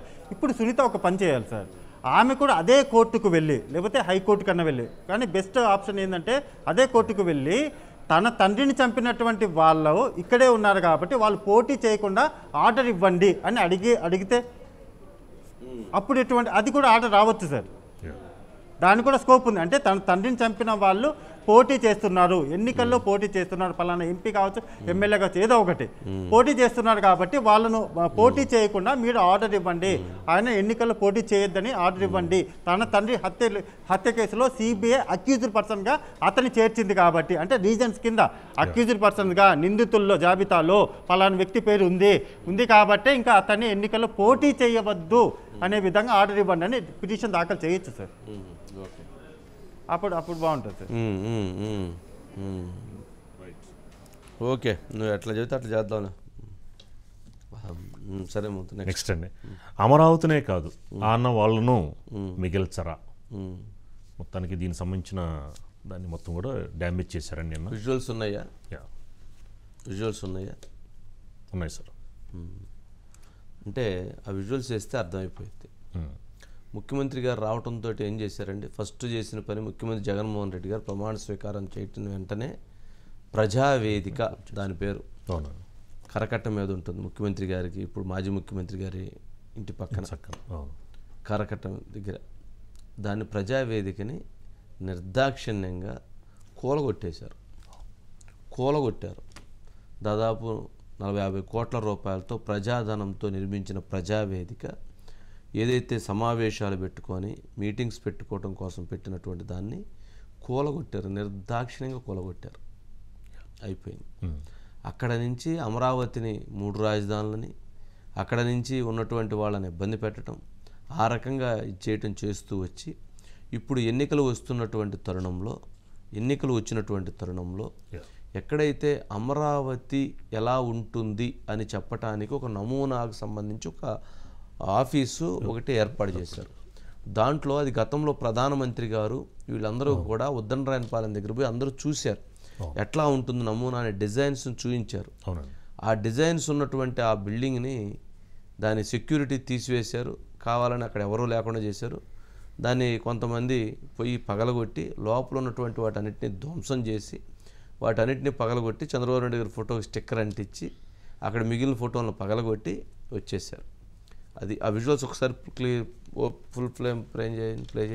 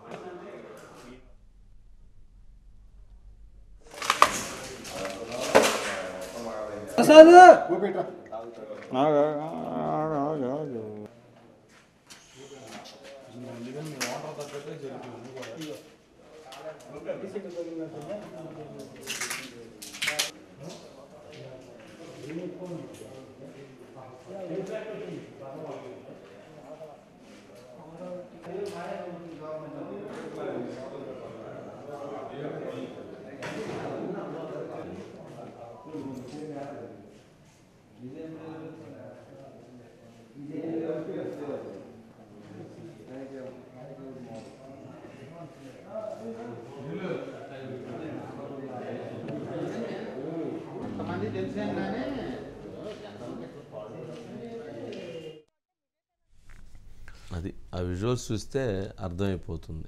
వాటిని అంటే మన రాజధాని అంటే దాన్ని ఒక పవిత్ర దేవాలయంగా భావించాలి.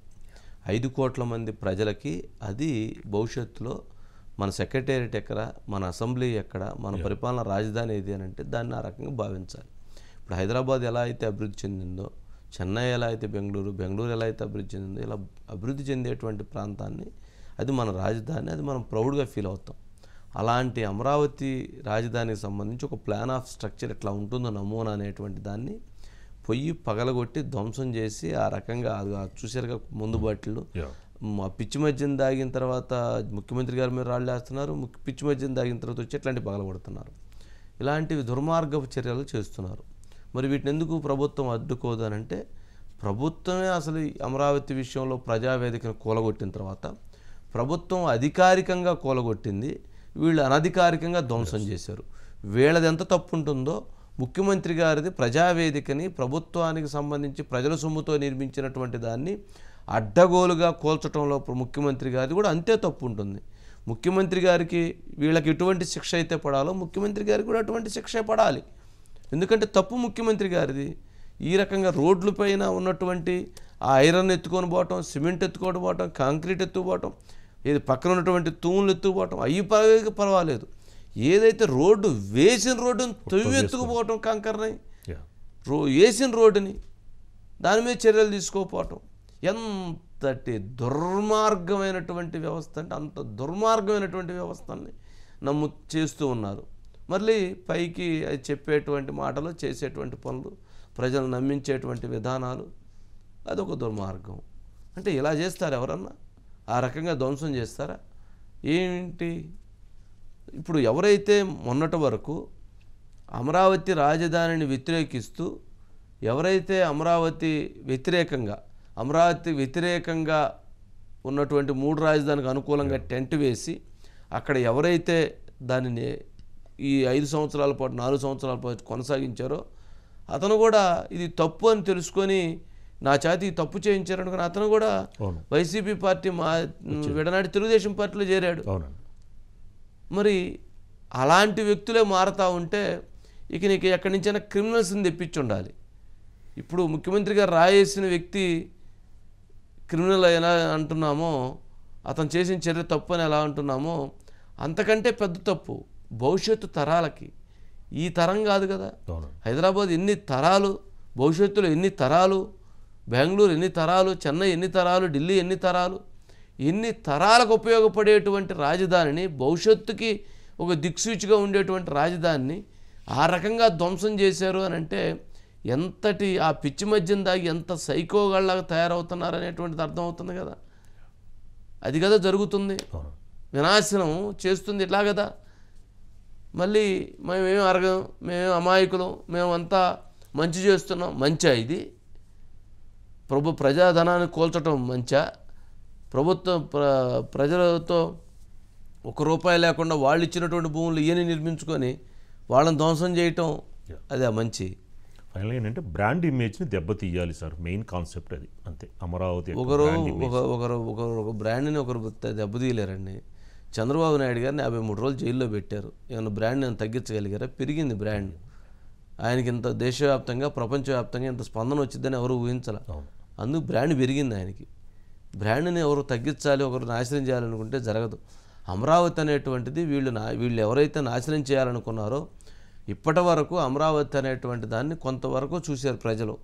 కానీ ఎప్పుడైతే అమరావతిని ధ్వంసం చేసేటువంటి ప్రయత్నం చేయటం, ప్రజావేదికను కోల్చటం, వాళ్ళ మీద కేసులు పెట్టడం, వాళ్ళని తన్నటం, వాళ్ళ మీద చాలా ఇబ్బందికరమైన పరిస్థితి క్రియేట్ చేయడంతో వాళ్ళు ఎప్పుడైతే రాష్ట్రం మొత్తం తెలవాలని చెప్పిన వాళ్ళు ఎప్పుడైతే పాదయాత్ర చేపట్టారో, ఎప్పుడైతే అమరావతి టు తిరుపతి పెట్టారో, ఎప్పుడైతే వాళ్ళు ఆ రకంగా ఇటువైపుకి పెట్టారో, ఎప్పుడైతే వాళ్ళు ర్యాలీలు చేయటం మొదలుపెట్టారో అప్పుడు అసలు అమరావతిలో ₹1 తీసుకోకుండా వీళ్ళు 33,000 ఎకరాల భూమిని ఇచ్చారు. వీళ్ళండి గొప్పవాళ్ళు, వీళ్ళండి అమరావతి కోసం త్యాగం చేసినందని అప్పుడు ప్రజలకు పూర్తి స్థాయిలో తెలవటం అలవాటైంది. అప్పుడు తెలిసింది. అప్పుడు జనరల్గా వాళ్ళు ఏదో ఇచ్చారంటే వీళ్ళు కడుతున్నారంట అనుకున్నారు. కాదు, 34,000 ఎకరాలు వాళ్ళు రాజధాని కోసం త్యాగం చేస్తే ఆ త్యాగంలో ₹1 తీసుకోకుండా ఇస్తే వాటిని డెవలప్ చేసిస్తా ఉన్నటువంటి ప్రభుత్వం ఒప్పుకున్నటువంటి చంద్రబాబు నాయుడు గారు, ఒప్పుకున్న జగన్మోహన్ రెడ్డి గారు అధికారంలోకి వచ్చి వీళ్ళని ఈ రకంగా ఇబ్బంది పెట్టారు, ఈ రకంగా ధ్వంసం చేశారు, మనకు రాజధాని లేకుండా చేశారని అప్పుడు ప్రజలకు తెలిసింది. ఏం బ్రాండ్ పగొట్టారు? అమరావతి బ్రాండ్ ఇంకా పెరిగింది. కొంతమంది కొన్ని వ్యవస్థలు కొంతమంది వచ్చినప్పుడు కొన్ని దెబ్బలు తగులుతుంటాయి. అలా దెబ్బలు తగిలినంత మాత్రాన బ్రాండ్ ఏం పోదు. ఇప్పుడు బ్రాండ్ పెరిగింది. ప్రభుత్వం ఇప్పుడు వచ్చిందో ఇంకా ప్రభుత్వానికి ఇంకా మారలేదు, కానీ అక్కడ రేట్లు పెరుగుతున్నాయి. ఎందుకు? బ్రాండ్. సరే అజిత్ గారు చెప్పండి, ఏంటి మొత్తానికి కూల్చే ప్రక్రియ కొనసాగుతూ ఉన్నట్లుంది? వంశీ గారు అంటే సార్ ఇప్పటి వరకు కూడా దాదాపు 5 ఏళ్ల నుంచి కూడా అక్కడ నిజంగా దేశంలో ఏ ప్రాంతానికి ఏ నగరానికి ఎప్పుడు కూడా ఇలాంటి పరిస్థితి రాలేదు వంశీ గారు. అంటే గతంలో కూడా అమరావతికే ఇదే పరిస్థితి వచ్చింది, ఇప్పుడు కూడా అమరావతికే వచ్చింది. ఎందుకంటే మనం చరిత్రలో చదువుకున్నాం కదా వంశీ గారు, అమరావతిని ఆనవాళ్లు లేకుండా కాలకేయులు అనే వాళ్ళు దాని మీద పడి మొత్తం కూడా సర్వనాశనం చేశారు పక్కనే ఉన్న అమరావతిని. అయినా కానీ ఇప్పటికీ వరల్డ్ టూరిస్టులు కూడా అక్కడికి వస్తుంటారు వంశీ గారు. అదే అమరావతి ఇక్కడ దాదాపు 4.5 సంవత్సరాల నుంచి మొత్తం అంటే రాజధాని రోజు మీరు అన్నట్లుగా అక్కడ కంకర దవ్వుకొని వెళ్ళడము, రోడ్లు దవ్వుకొని వెళ్ళడము, మహిళల్ని కొట్టడము, రకరకాలుగా అసలు మొత్తం అంటే అదొక నగరం కాకుండా అదొక మృత నగరంగా చేసే ప్రయత్నం అనేది చేస్తూ చివరికి కనీసం ఒక మోడల్గా, ఎందుకంటే అక్కడే పక్కనే శంకుస్థాపన చేసిన ప్రాంతము, దాన్ని మొత్తం కూడా వివరిస్తూ మ్యూజియంలో ఇలా ఉంటుంది అమరావతి అని చెప్పి సందర్శకులు వచ్చిన వాళ్ళు చూడడం కోసం, ఎందుకంటే ఆ రోజు ప్లాన్ చేసిన నగరం భవిష్యత్తు పూర్తయితే ఎలా ఉంటుంది అనేది తెలియాలి కాబట్టి అది మొత్తం కూడా ఒక మోడల్ అక్కడ పెడితే ఐకానిక్ ఇది ఆ మోడల్ని కూడా తీసుకొని శుభ్రంగా దాన్ని కూడా మొత్తం పగలగొట్టి అందులో ఉన్న చిన్న చిన్న వాల్యుబుల్స్ కానీ చెక్కలు ఇలాంటివి కూడా మొత్తం తీసుకెళ్ళున్నారు వంశీ గారు. అంటే ఒక రకంగా ఆంధ్రప్రదేశ్ పరిస్థితి ఎలా ఉంది అనేది అర్థమవుతోంది. ముఖ్యంగా అమరావతికి సంబంధించి మనం వరుసగా చూస్తే వంశీ గారు ఫస్ట్ ప్రజావేదిక కూల్చారు, ఆ తర్వాత 3 రాజధానులు అన్న తర్వాత ముందు వరుసగా సరే ఈ అమరావతి అనేది శాసన రాజధాని అన్నాక వరుసగా అంటే అక్కడ మధ్యలో ఆ రోజు చంద్రబాబు నాయుడు గారు ఏదైతే నవనగరాలు తర్వాత సీడ్ క్యాపిటల్ ఆ ప్లానింగ్ ఉంటుంది కదా, ఆ ప్లానింగ్ని మొత్తం కూడా విధ్వంసం చేసేలాగా ఒక చోట అంటే ఐటీ అనుకున్న చోట, ఇండస్ట్రీస్ అనుకున్న చోట, లేదా అక్కడికి పోయి జోన్ 4లో లేదా జోన్ 5లో పేదలకి ఇళ్ల స్థలాలని పేదలకి లేదా రైతులకి మధ్యలో పెట్టి ఇలా అంటే అక్కడ మొత్తం విద్వేషం అనేది విధ్వంసమే కాదు వంశీ గారు, ప్రతి అడుగడుగున విద్వేషం కూడా రగిల్చే ప్రయత్నం చేశారు. చిట్ట చివరి ప్రయత్నంగా ఒకవేళ రేపు కూటమి గనక వస్తే మళ్ళీ అమరావతి రాజధాని అవుతుంది అని చెప్పి పదే ప్రకటిస్తున్న నేపథ్యంలో దాని బొమ్మ కూడా ఉండడానికి లేదు అనేది చిట్ట చివరి ప్రయత్నంగా ఈ నమూనాన్ని నాశనం చేసినట్లుగా కనిపిస్తోంది వంశీ గారు. రైట్ అండి నైస్ గారు రైట్. నెక్స్ట్ అండి కూల్చేదెవరు కూలేదెవరు, రేవంత్ ప్రభుత్వంపై కుట్రలు ఎవరివి?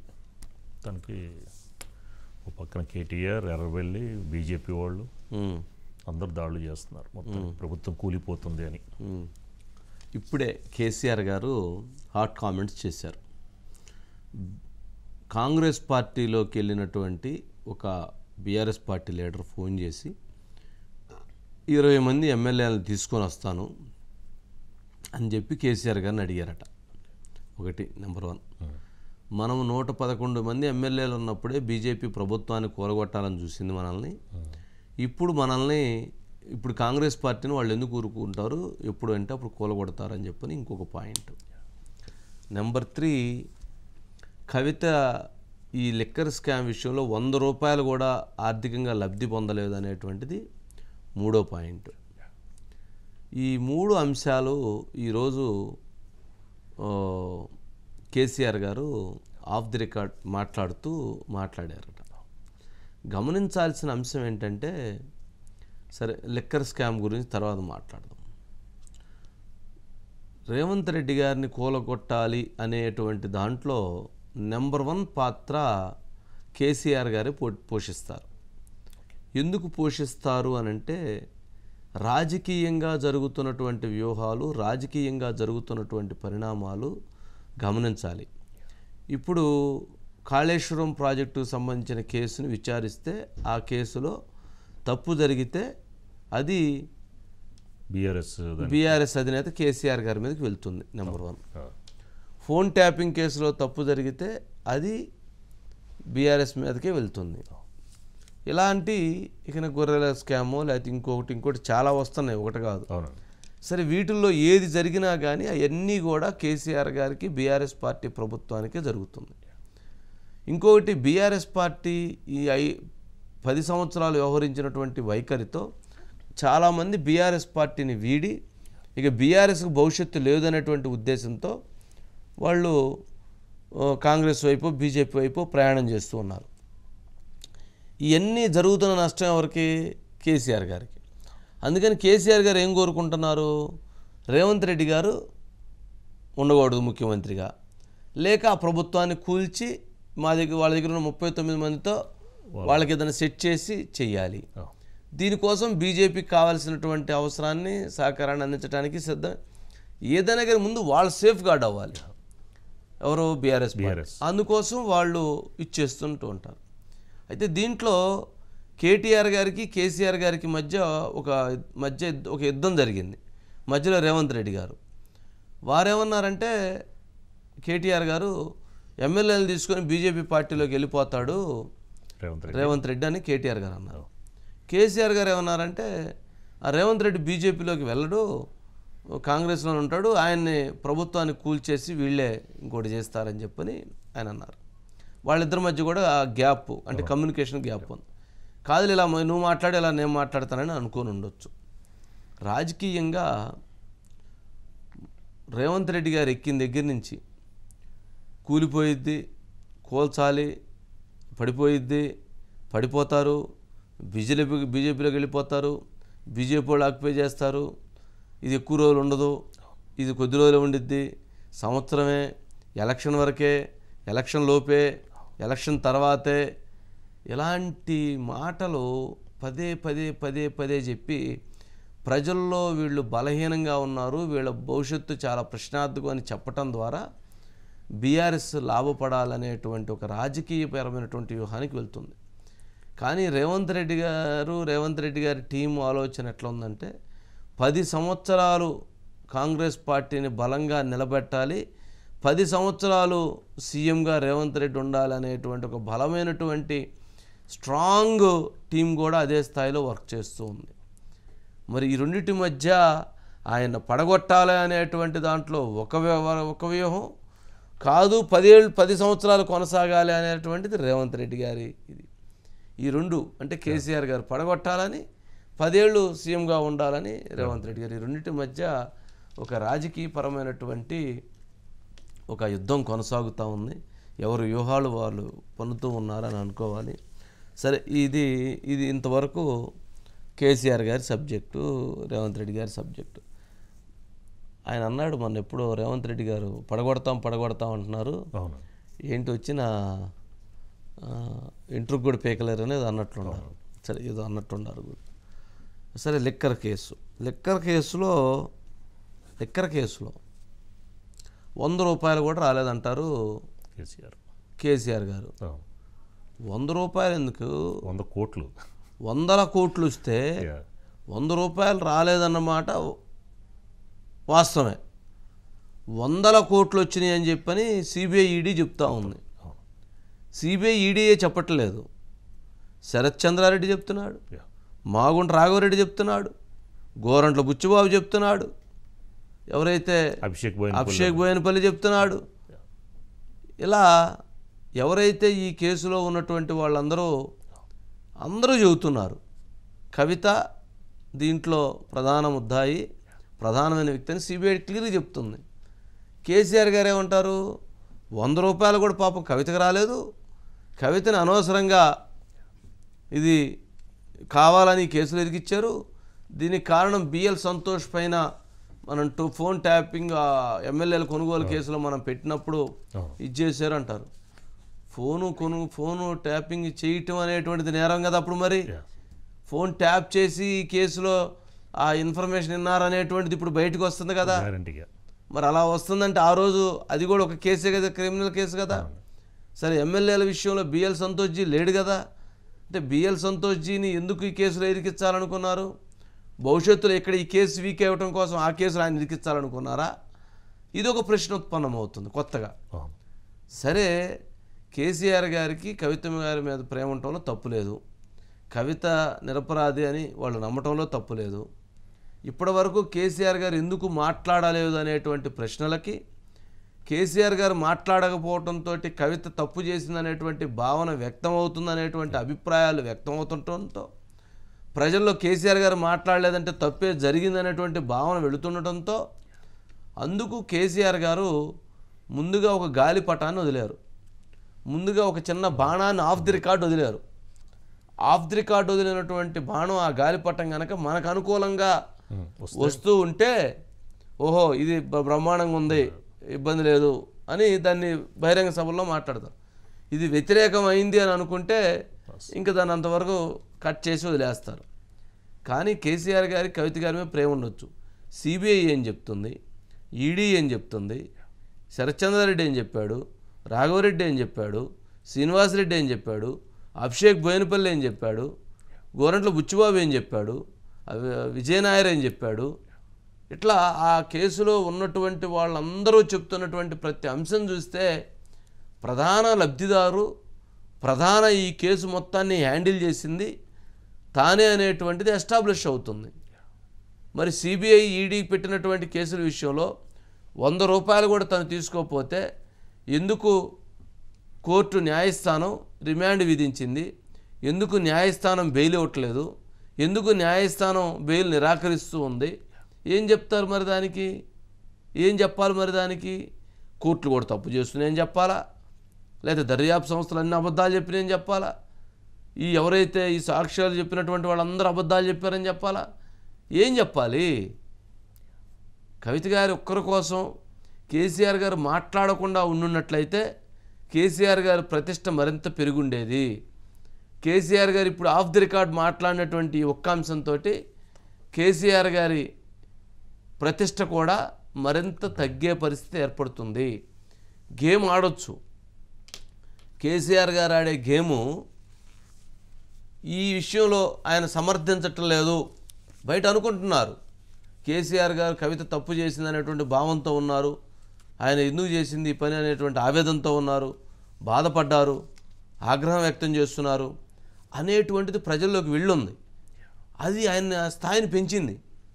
ఓ సరే ఏదన్నా కానీ తప్పు చేసిందో లేదో తన కోర్టులో తేల్చుకునిద్ది అనే భావంతో ఉన్నారనేటువంటిది పబ్లిక్లో ఆయన్ని స్థాయిని పెంచింది. ఎప్పుడైతే 100 రూపాయలు కూడా తీసుకోలేదు, కావాలని దురుద్దేశపూర్వకంగా కేసులు ఎరికిచ్చారనంటే ఎందుకు జరిగినట్టు శరత్చంద్రారెడ్డితో మీటింగ్లు, ఎందుకు శరత్చంద్రారెడ్డి దగ్గర 14 కోట్లు తీసుకున్నట్టు 2 సార్లు 27 కోట్లు, శరత్చంద్రారెడ్డి దగ్గర ల్యాండ్ పెట్టి డాక్యుమెంట్లు పెట్టి ఎందుకు డబ్బులు తీసుకున్నట్టు, శరత్చంద్రారెడ్డికి వచ్చినటువంటి షాపుల్లో నుంచి 5 కోట్ల కడిగి 25 కోట్ల రూపాయలు ఎందుకు తీసుకున్నట్లు, మాగుంట రాఘవరెడ్డి శ్రీనివాసరెడ్డితో మాట్లాడి టైఅప్ చేపించి 25 కోట్లు ఎందుకు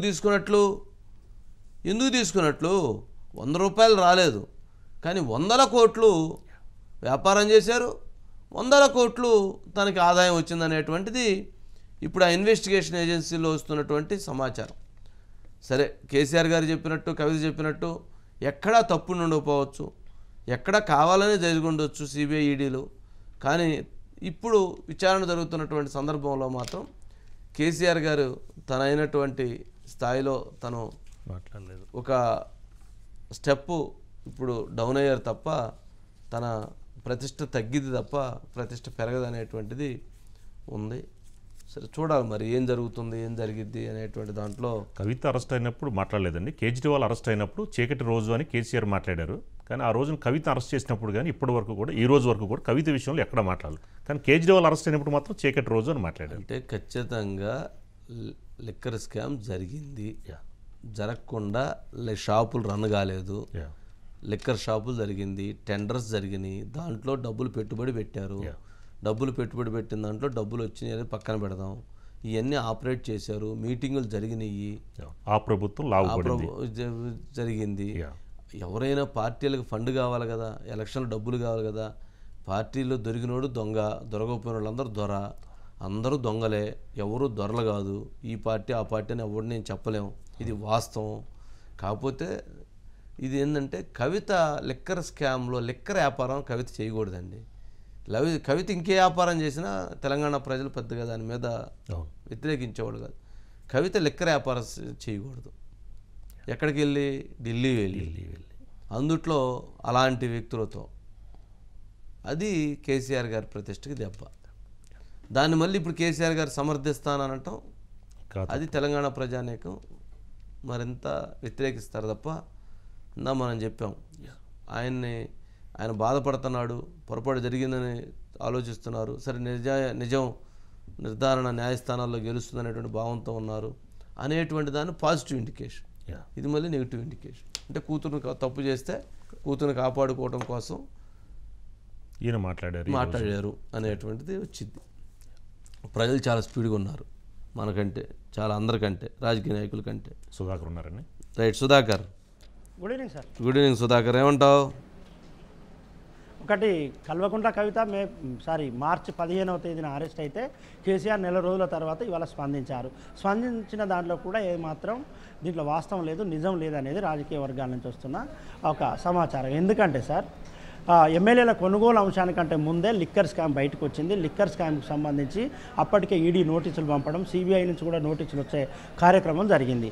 అందులో భాగంగానే అప్పటి తెలంగాణ ప్రభుత్వం ఏం చేసిందంటే సార్, సిబిఐకి తెలంగాణ రాష్ట్రంలోకి ఎంట్రీ లేదు, ఇక్కడికి వచ్చినా కూడా మేము ఇక్కడి పోలీసులు సహకరించారు అంటూ ఒక ఆర్డర్ పాస్ చేశారు. వాళ్ళు ఎందుకు కవితను అరెస్ట్ చేయడానికో లేకుంటే కవితను విచారించడానికో సిబిఐ వస్తే తెలంగాణ రాష్ట్రంలోకి ఎంట్రీ లేదంటే అప్పటి ప్రభుత్వం ఒక సర్క్యులర్ జారీ చేసింది సార్. కాబట్టి కేవలం కవిత అరెస్ట్ అనే విషయాన్ని ఎమ్మెల్యేల కొనుగోలు సందర్భంగా ఎమ్మెల్యేల కొనుగోలులో బిఎల్ సంతోష్ని మనం కేసు పెట్టాం కాబట్టి బిఎల్ సంతోష్ కేసుకి ఇది ప్రతీకార కేసుగా ఇవాళ కేసీఆర్ వ్యాఖ్యానించారు. కాబట్టి ఈ వ్యాఖ్యలు అనేది చాలా తప్పుగా చూడాల్సి ఉంటుంది.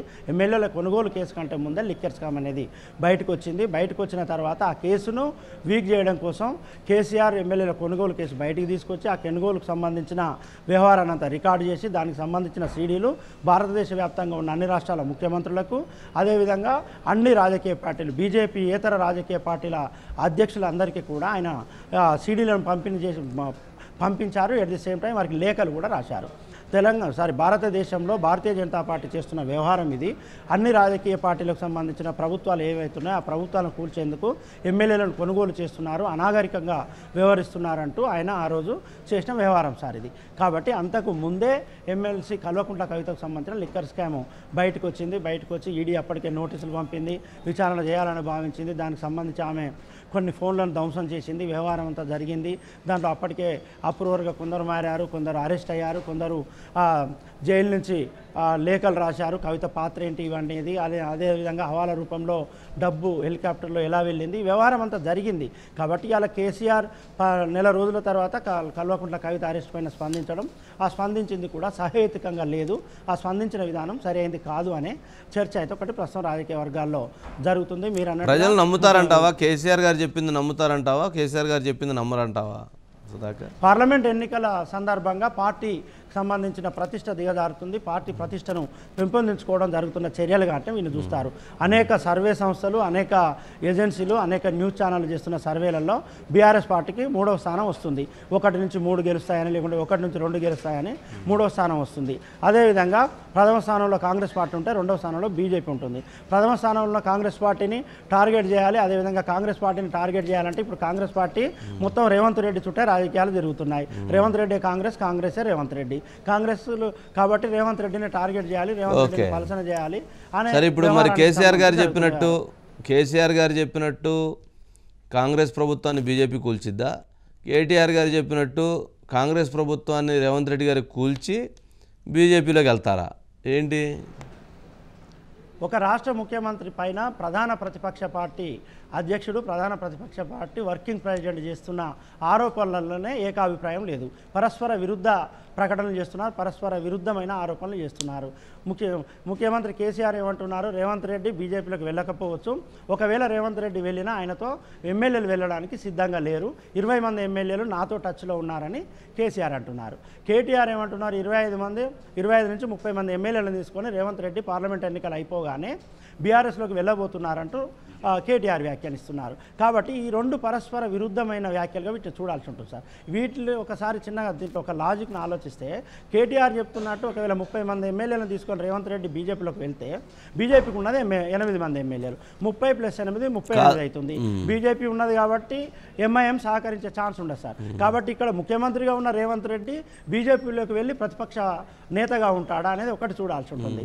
ఇప్పుడు మీరు అన్నట్టు సార్, తెలంగాణ రాష్ట్రంలో సుస్థిరమైన ప్రభుత్వాన్ని ఏర్పరిచేందుకు రేవంత్ రెడ్డి ప్రయత్నం చేస్తున్నారు. కాదు రేవంత్ రెడ్డి సార్ సుధాకర్ అంటే బీజేపీలోకి ఇందాక మీరు అన్న దాంట్లో కేటీఆర్ గారు అన్నపైన బీజేపీలోకి వెళ్తారని. ఇప్పుడు కేసీఆర్ గారు ఆఫ్ ది రికార్డ్ సరే లైవ్లో ఆఫ్ ది రికార్డ్ మాట్లాడారు. ఒక ఆసక్తికరమైనటువంటి అంశాన్ని చెప్పారు. అదేంటంటే ఎవరైతే బీఆర్ఎస్ పార్టీలో నుంచి కాంగ్రెస్ పార్టీలోకి వెళ్ళినటువంటి ముఖ్య నేత 20 మంది ఎమ్మెల్యేలు తీసుకొని రావడానికి సిద్ధంగా ఉన్నాడు, తను 20 మంది ఎమ్మెల్యేలు తీసుకొని వచ్చి బీఆర్ఎస్లోకి వస్తానంటున్నాడు అని అన్నాడు. 20 అనేటువంటి సంఖ్య చెప్పడంలో చాలా ఆశ్చర్యంగా ఉంది. ఎందుకనంటే 39 బీఆర్ఎస్ దగ్గర ఉన్నాయి, 20 మంది వస్తే 59 మంది వస్తే 60 మంది సభ్యులతోటి గవర్నమెంట్ ఫామ్ చేయొచ్చు. అంటే కేసీఆర్ గారు మరలా ముఖ్యమంత్రి అవటం కోసం 60 మందితో నేను సిద్ధంగా ఉన్నాను అని చెప్పినటువంటి పరిస్థితిలో ఇప్పుడు మరి కేసీఆర్ గారు గవర్నర్ గారి దగ్గరికి పోయి ఆ 20 ప్లస్ ఈ 39 59 మందితో మేమే ఎక్కువగా ఉన్నాం, మేమే అధికారంలోకి ఇవ్వటానికి అవకాశం ఉంది, గవర్నర్ గారిని కలిసి మరి ఏమైనా బల నిరూపణ జరగాలని అడుగుతారంటావా? పక్షం నుంచి ప్రతిపక్ష పార్టీలోకి ఎమ్మెల్యే టచ్లో ఉండడం ఎక్కడ జరగలేదు సార్. అధికార పక్షం నుంచి కేంద్రంలో అధికారంలో ఉన్న పార్టీకి ఉంటే టచ్లో ఉంటారు ఎమ్మెల్యేలు. కానీ తెలంగాణ రాష్ట్రంలో ఎన్నికలు ముగిసిన తర్వాత బీఆర్ఎస్ ప్రతిష్ట అనేది రోజు రోజు తగ్గుతూ పోతుంది. 5 సిట్టింగ్ ఎంపీలు పార్టీ మారారు. ఇప్పటికే 2 సిట్టింగ్ ఎమ్మెల్యేలు కూడా కాంగ్రెస్ పార్టీలో జాయిన్ అయిపోయారు. రోజుకొక విచారణ జరుగుతుంది, కేసులు జరుగుతున్నాయి, ఆరోపణలు వస్తున్నాయి. ఆ పార్టీని కాపాడుకోవడమే కష్టంగా ఉన్న ఈ తరుణంలో కాంగ్రెస్ పార్టీ నుంచి 20 మంది ఎమ్మెల్యేలు బీఆర్ఎస్ అంటే నాతో టచ్లో ఉన్నారు. ఇటీవల బీఆర్ఎస్ నుంచి కాంగ్రెస్లో జాయిన్ అయిన ఒక ముఖ్యమైన నాయకుడు నాకు చెప్పాడు, 20 మంది ఎమ్మెల్యేలు తీసుకొని నేను రావడానికి సిద్ధంగా ఉన్నానంటే, సరే రాజకీయంగా దీన్ని ఎవరు నమ్ముతారు, ఎవరు విశ్వసించరు అనేది చూడాల్సి ఉంటుంది. ఇప్పటికే 12 మంది ఎమ్మెల్యేలు వివిధ సందర్భాలలో బీఆర్ఎస్ ఎమ్మెల్యేలు వివిధ సందర్భాల్లో రేవంత్ రెడ్డిని కలిశారు, పుష్పగుచ్చం ఇచ్చారు, శాల్వా కప్పారు, ఆయనకు అభినందనలు చెప్పి వచ్చారు. ఆ జైనింగ్ ఎప్పుడు ఉంటుంది, ఆ జైనింగ్ ఇవాళ రేపా అనే చర్చ జరుగుతుండగా కాంగ్రెస్ నుంచి ఎమ్మెల్యేలు వస్తే ఎవరు వస్తారు సార్? ఉన్న కాంగ్రెస్లో ఇప్పుడున్న 64 మంది ఎమ్మెల్యేలు, ఒకరు సిపిఐ 65 మంది ఎమ్మెల్యేలలో రేవంత్ రెడ్డి ముఖ్యమంత్రి కావాలని 42 మంది ఎమ్మెల్యేలు ఆ రోజు ఏకాభిప్రాయంగా చెప్పారు. రేవంత్ రెడ్డిని కాదని 20 మంది ఎమ్మెల్యేలు వస్తే బీఆర్ఎస్కి వస్తే ఎవరు రావాలి? అయితే సీనియర్లు టచ్లో ఉండాలి. సీనియర్లు దేనికోసం టచ్లో ఉంటారంటే ముఖ్యమంత్రి పదవి కోసం కాంగ్రెస్ సీనియర్లు కేసీఆర్తో టచ్లో ఉంటారు. ఎందుకంటే కేసీఆర్ దగ్గర ఇప్పుడు 37 మంది ఎమ్మెల్యేలు ఉన్నారు. 37 మంది ఎమ్మెల్యేలు ఉన్నారు కాబట్టి 23 మంది ఎమ్మెల్యేలు ఇంకా కావాలి. 23 మంది ఎమ్మెల్యేలను తీసుకొని కేసీఆర్ వద్దకు వచ్చే అంటే 39 కదా గెలిచింది, 39లో ఇద్దరు పార్టీ మారారు. వాళ్ళిద్దరు మళ్ళీ వెనక్కి వచ్చేస్తారని కావాలి ఉద్దేశం. వాళ్ళిద్దరు రెడీగా ఉంటారు, వాళ్ళు ఎప్పుడు అధికారంలో ఉంటే అటు ఉంటారని వాళ్ళ ఉద్దేశం అయి ఉండొచ్చు. సరే అట్లయినా 21 మంది ఎమ్మెల్యేలు కాంగ్రెస్ పార్టీకి సంబంధించిన సీనియర్ ఎమ్మెల్యే ఎవరన్నా ఉంటే 21 మంది ఎమ్మెల్యేలను తీసుకొని కేసీఆర్ దగ్గర రావాలి. ఆ వచ్చే ఎమ్మెల్యే ఏం కోరుకుంటారు సార్? సీనియర్ ఎమ్మెల్యే వాళ్ళ పేర్లు ఇప్పుడు ప్రస్తావించదు, కానీ ఆ వచ్చేవారు ఏం కోరుకుంటారు? ఇటు వచ్చి కేసీఆర్ ఎమ్మెల్యేలతో సహకారం తీసుకొని ఆయన ముఖ్యమంత్రి కావాలని కోరుకుంటారు. అప్పుడు ఇక్కడున్న 39, 21 అందులో కేసీఆర్ ఉంటారు, 20 మంది మ్యాజిక్ ఫిగర్లో కేటీఆర్ ఉంటారు, హరీష్ రావు ఉంటారు. కేసీఆర్ని కాదని తీసుకొచ్చే కాంగ్రెస్ సీనియర్ ఎమ్మెల్యేను ముఖ్యమంత్రి చేసే అవకాశం. అట్లా కాదు ఆయన చెప్పింది అది కాదు. నువ్వు ఆయన ఏమన్నారు, ఇక్కడ అసలు బాగలేదు, ఇక్కడ బీజేపీ వైఖరి నడుస్తుంది, బీజేపీ ఆలోచనలు నడుస్తున్నాయి కాబట్టి 20 మంది నేను తీసుకొని వస్తానన్నారంట. అంటే ఆయనే ముఖ్యమంత్రి అన్న మమ్మల్ని అధికారంలోకి తీసుకురాని అనలా. వాళ్ళు వచ్చి కూడా కేసీఆర్ గారిని ముఖ్యమంత్రి ఇచ్చాయి. అయితే కేసీఆర్ గారు ముఖ్యమంత్రి అవటం ఇక రెండో ఆప్షన్ లేదు ఇక దాంట్లో. కేసీఆర్ గారు ముఖ్యమంత్రి వారు చెప్పింది అదే కదా, 20 మంది రావడానికి సిద్ధంగా ఉండారని. 20 మంది అంటే ఆ 20 మంది కొంపదీసి ఆ 42 మంది కాకుండా ఆ 20 మంది వారా ఏంది వారి ఉద్దేశం? ఎవరైతే ముఖ్యమంత్రి రేవంత్ రెడ్డి గారు వద్దన్నారు అన్నటువంటి ఆ 20 మందిని ఈయన కావాలని ఒక రాయి ఒక అగ్గిపుల్ల గీసి వెలిగించి ఉంటారంటావా? ఒక అగ్గిపుల్ల గీసి వెలిగిస్తే అది మండితే మండింది, లేకపోతే లేదు. ఆ 20 మంది అనటం ద్వారా ఆ 20 మంది కావాలని ఇదంతా చేస్తున్నారు అని ఒక ఫెయిల్ వదలటం ద్వారా అది కనుక బాగుంటే వాడుకుంటారు, బాగాలేకపోతే వాడుకోరు. ఇప్పుడు ఆ 20 మంది ఎవరైతే ఉన్నారో వామ్మో మేము ఎందుకు అన్నామని చెప్పిన ఆ 20 మంది వచ్చి మాట్లాడాలా? ఆ 20 మంది వచ్చి మేము అసలు మాట్లాడలేదని పాపం వాళ్ళ నిజాయితీని వాళ్ళు నిరూపణ చేసుకోవాలా? వాళ్ళ ప్రాతిపత్యాన్ని వాళ్ళు నిరూపణ చేసుకోవాల్సిన అవసరం వాళ్ళకి ఏర్పడిద్దా? అంటే ఇది కాల్చేసాడు, నిప్పేశాడు, వాళ్ళు ఇప్పుడు బురదగా వేసిన తర్వాత కడుక్కోవాల్సిన పరిస్థితి వాళ్ళు క్రియేట్ చేస్తున్నారా ఏంది? ప్రతిరోజు అదే జరుగుతుంది సార్. కాబట్టి కాంగ్రెస్ పార్టీలోనే ఒక ఏక్నాథ్ షిండే ఉన్నారు, లేకుంటే బీఆర్ఎస్లో ఏక్నాథ్ షిండే ఉన్నారని ప్రతిరోజు ఆరోపిస్తూ వారి మీద ఒక బురద తలితే వారు దాన్ని కట్టుకోవాల్సిన పరిస్థితి అనివార్యత సృష్టిస్తున్నారు. కాబట్టి ప్రస్తుతం ఇదే జరుగుతుందని చెప్పొచ్చు. మీరు ఇంతకుముందు చెప్పారు కదా సార్, ఒక లీక్ ఇచ్చి లీక్ ప్రజల మీదకి వదులుతారు. ఆ లీక్ సంబంధించి పాజిటివ్ వస్తుందా, నెగిటివ్ వస్తుందా, దాని అనుకూలంగా ఉంటుందా, వ్యతిరేకంగా ఉంటుందా చూసి అది ఒకవేళ పాజిటివ్ వస్తే దాన్ని పదే పదే చర్చలో పెడతారు, లేకుంటే నెగిటివ్ అయితే దాన్ని అక్కడితో క్లోజ్ చేస్తారు. ఎందుకంటే ఇది బయట రూపంలో ఉండదు కదా సార్, ఇది రికార్డు కాదు. ఆయన మాట్లాడింది వాళ్ళ ఇంటర్నల్ సమావేశంలో మాట్లాడారు. కాబట్టి దీనికి సంబంధించిన పాజిటివ్ ఆర్ నెగిటివ్ తీసుకొని దాన్ని అయితేనో విస్తృత చర్చలో పెడతారు, లేదంటే ఆ సబ్జెక్ట్ని అక్కడికి క్లోజ్ చేస్తారు. కానీ రాజకీయంగా ఇప్పుడున్న పరిస్థితుల్లో అయితే సాధ్యం కాకపోవచ్చు కాదు. ఒకవేళ ఏమన్నా చేస్తే పార్లమెంట్ ఎన్నికల తర్వాత కేంద్రంలో మరోసారి బీజేపీ సర్కార్ వస్తే, బీజేపీ సర్కార్ తెలంగాణ పైన దృష్టి సారిస్తే అప్పుడు కూడా కేసీఆరే ముఖ్యం. ఎందుకంటే బీజేపీ దగ్గర ఉన్నది కేవలం 8 మంది ఎమ్మెల్యేలే.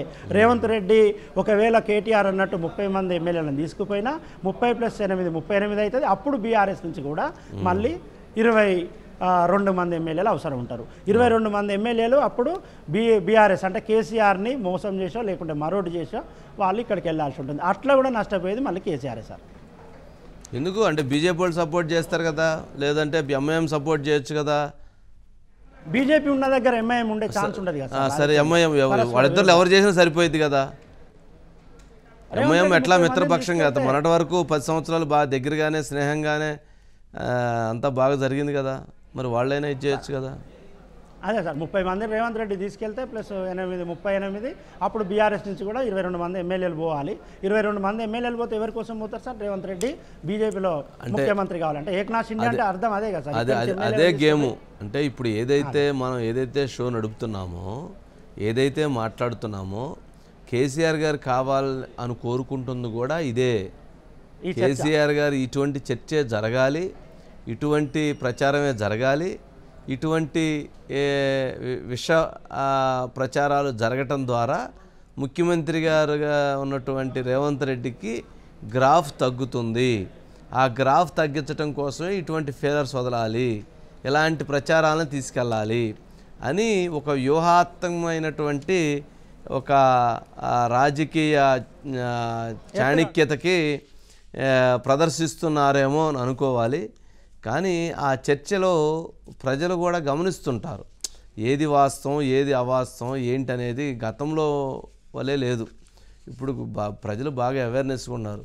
ఈ రాజకీయ నాయకులు చెప్తున్నటువంటి మాటలని ప్రజలు నమ్మే పరిస్థితిలో లేరు. అంటే నమ్ముతున్నారు, బట్ చూస్తారు ఎంతవరకు ఇందుట్లో నిజం ఉందని గమనించి వాళ్ళు డెసిషన్ వస్తూ ఉన్నారు.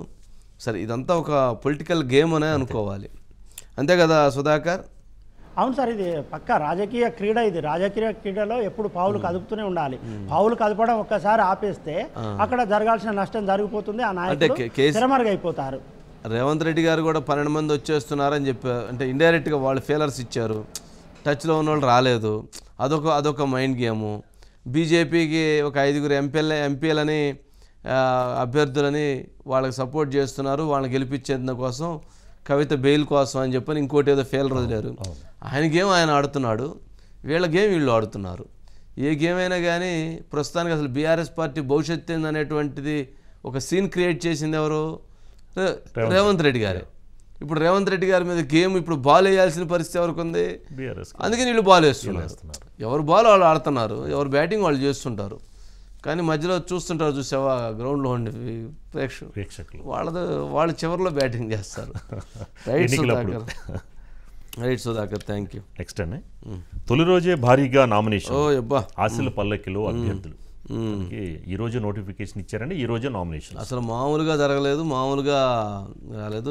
వాళ్ళ నుంచి నామినేషన్ల ప్రక్రియ మొదలవటం, అందరూ కూడా ఉత్సాహంగా ఆనందంగా, ముహూర్త బలాలు, మంచి టైము సమయం చూసుకోవటం, ఎదురొచ్చే వాళ్ళని ఎవరు ఎదురు రావాలని చూసుకోవటం, ఎవరు సంతకం పెట్టాలి, షూరిటీ సంతకం, అదే నామినేషన్ ఫామ్ టైం సంతకం పెట్టడం, తీసుకుపోయి ఇచ్చేటప్పుడు ఎవరు 5 ఉండాలి, ఇలా ప్రతిదీ కూడా ఒక సెంటిమెంట్గా చూసుకొని, జాగ్రత్తగా చూసుకొని, ఒక భారీగా ర్యాలీలు చేస్తూ భారీగా తీసుకొని వెళ్ళి చేస్తూ ఉన్నటువంటి దృశ్యాలు ఈరోజు మనకు కనపడినాయి. దాదాపుగా ఈరోజు ఒక చాలామంది నామినేషన్స్ వేశారు. అందుట్లో లోకేష్ ప్రత్యేకంగా ఎవరైతే కూటమికి సంబంధించినటువంటి అభ్యర్థులందరితో తీసుకొని పోయి లోకేష్ నామినేషన్ వేయటం జరిగింది. భారీ ర్యాలీగా చేయటం జరిగింది. అట్లాగే విజయవాడ వెస్ట్ నుంచి సుజనా చౌదరి గారు తాను పెద్ద భారీ ఎత్తున ఒక భారీ ర్యాలీగా వెళ్ళి వారు నామినేషన్ వేయటం జరిగింది. అట్లాగే చిత్తూరు దగ్గుమళ్ళ ప్రసాదరావు ఎవరైతే ఐఆర్ఎస్ ఆఫీసర్గా ఉన్నటువంటి రిటైర్డ్ అయిన వ్యక్తి, ఆయన చిత్తూరు నుంచి కంటెస్ట్ చేస్తున్నాడు, ఆయన భారీగా వెళ్ళి వేయటం జరిగింది. భీమిలిలో గంటా శ్రీనివాసరావు భారీ ఎత్తున అదిగో ఒక పెద్ద ఒక సౌండ్ చేసి వారు నామినేషన్ వేయటం జరిగింది. వేమిరెడ్డి ప్రశాంత్ రెడ్డి ఆమె భారీ ఎత్తున తన మంది మార్బలంతో వారు వెళ్ళి వేయటం జరిగింది. ఇట్లా శ్రీకృష్ణదేవరాయలు లావు ఆయన అరవింద్ బాబు ఇట్లా అందరూ కూడా వేయటం జరిగింది. ఇక వైసీపీలో కూడా చాలామంది నేతలు ఈరోజు నామినేషన్ల వేయటం జరిగింది. శిల్పా చక్రపాణి రెడ్డి కూడా భారీ ఎత్తున వెళ్ళి వేశారు. సరే ఏదన్నా కానీ జరుగుతున్నటువంటి ప్రక్రియ అంతా చూస్తే ఇక ఉత్సాహం కోలాహలం మొదలైపోయిందనమాట. చాలా హడావుడికి మొదలైంది. ఇక్కడి నుంచి ఈ 20 రోజులు ఇక కావాల్సినంత సందడి. ఇవాళ ఉన్నాయి నామినేషన్లు, రేపు కొంతమంది వేస్తున్నట్టున్నారు. రేపు చంద్రబాబు నాయుడు గారు 20 అంటే మంచి రోజు ఎవరు ముహూర్త బలాలను బట్టి వాళ్ళు పేరు బలాలను బట్టి ఇవన్నీ చూసుకొని వేస్తూ ఉన్నారు. రేపు భువనేశ్వర్ గారు వేస్తున్నట్లున్నారు అక్కడ. 20వ తారీఖు 22 ఎక్కువ మంది, 23 ఎక్కువ మంది ఇట్లా వేస్తున్నారు. డమ్మీ సెట్లు వేసేటువంటి వాళ్ళు ఇట్లా అందరూ కూడా చేస్తున్నారు. అయితే ఈ కూటమికి సంబంధించి వేస్తున్నటువంటి వాళ్ళలో 3 జెండాలు బాగా రెపరెపలాడుతున్నాయి. తెలుగుదేశం, జనసేన, బీజేపీ 3 జెండాలతోటి వెళ్తుంది. వైసీపీ అన్న 1 జెండాతోటి వాళ్ళు సందడిగానే వెళ్తున్నారు. కోట్లలో ఖర్చు, ఈరోజు ఒక్కొక్కరు పెడుతున్నటువంటి ఖర్చు కోట్లలో ఖర్చు పెడుతున్న నామినేషన్ సందర్భంగా. అంటే ఆ నామినేషన్ తోటి ఒక హైప్ క్రియేట్ చేయటం. ఈరోజు ఆల్రెడీ లోకేష్ గారిది అసలు క్లియర్గా ఉంది, ఎడ్జ్ అయిపోయింది. ఈరోజు విజయవాడ వెస్ట్లో సుజనా చౌదరి గారు వేసినటువంటి నామినేషన్ కూడా చాలా అట్టహాసంగా వారి ఆ నామినేషన్ ప్రక్రియ చోటు చేసుకుంది. ఇంతకుముందు ఎప్పుడు కూడా అలా నామినేషన్ వేయలేదు. అలాంటి నామినేషన్ ఈరోజు విజయవాడ వెస్ట్లో అంత ఇదిగా గ్రాండ్గా చేశారు. ఈ స్పీడ్ని ఇంకెవరు తట్టుకుంటారు, ఈ స్పీడ్ వైసీపీ ఎక్కడ తట్టుకోగలిగిద్ది అనేటువంటిది ఒక బాగా ఎస్టాబ్లిష్ అయింది. అనిల్ ఉన్నారండి. Anil sir, good evening sir. Good evening. మొత్తానికి నామినేషన్ల పర్వం మొదలైంది, అట్టహాసంగా జరుగుతూ ఉన్నాయి. కావాల్సినంత ఖర్చు డబ్బులన్నీ పాపం ఈ రకంగా అయిపోతున్నాయి. మామూలుగా ఎండ వేడిమికి కూడా ఎవరు లెక్క చేయకుండా మంచి ఎండలో ర్యాలీగా వెళ్ళి వేస్తూ ఉన్నారు.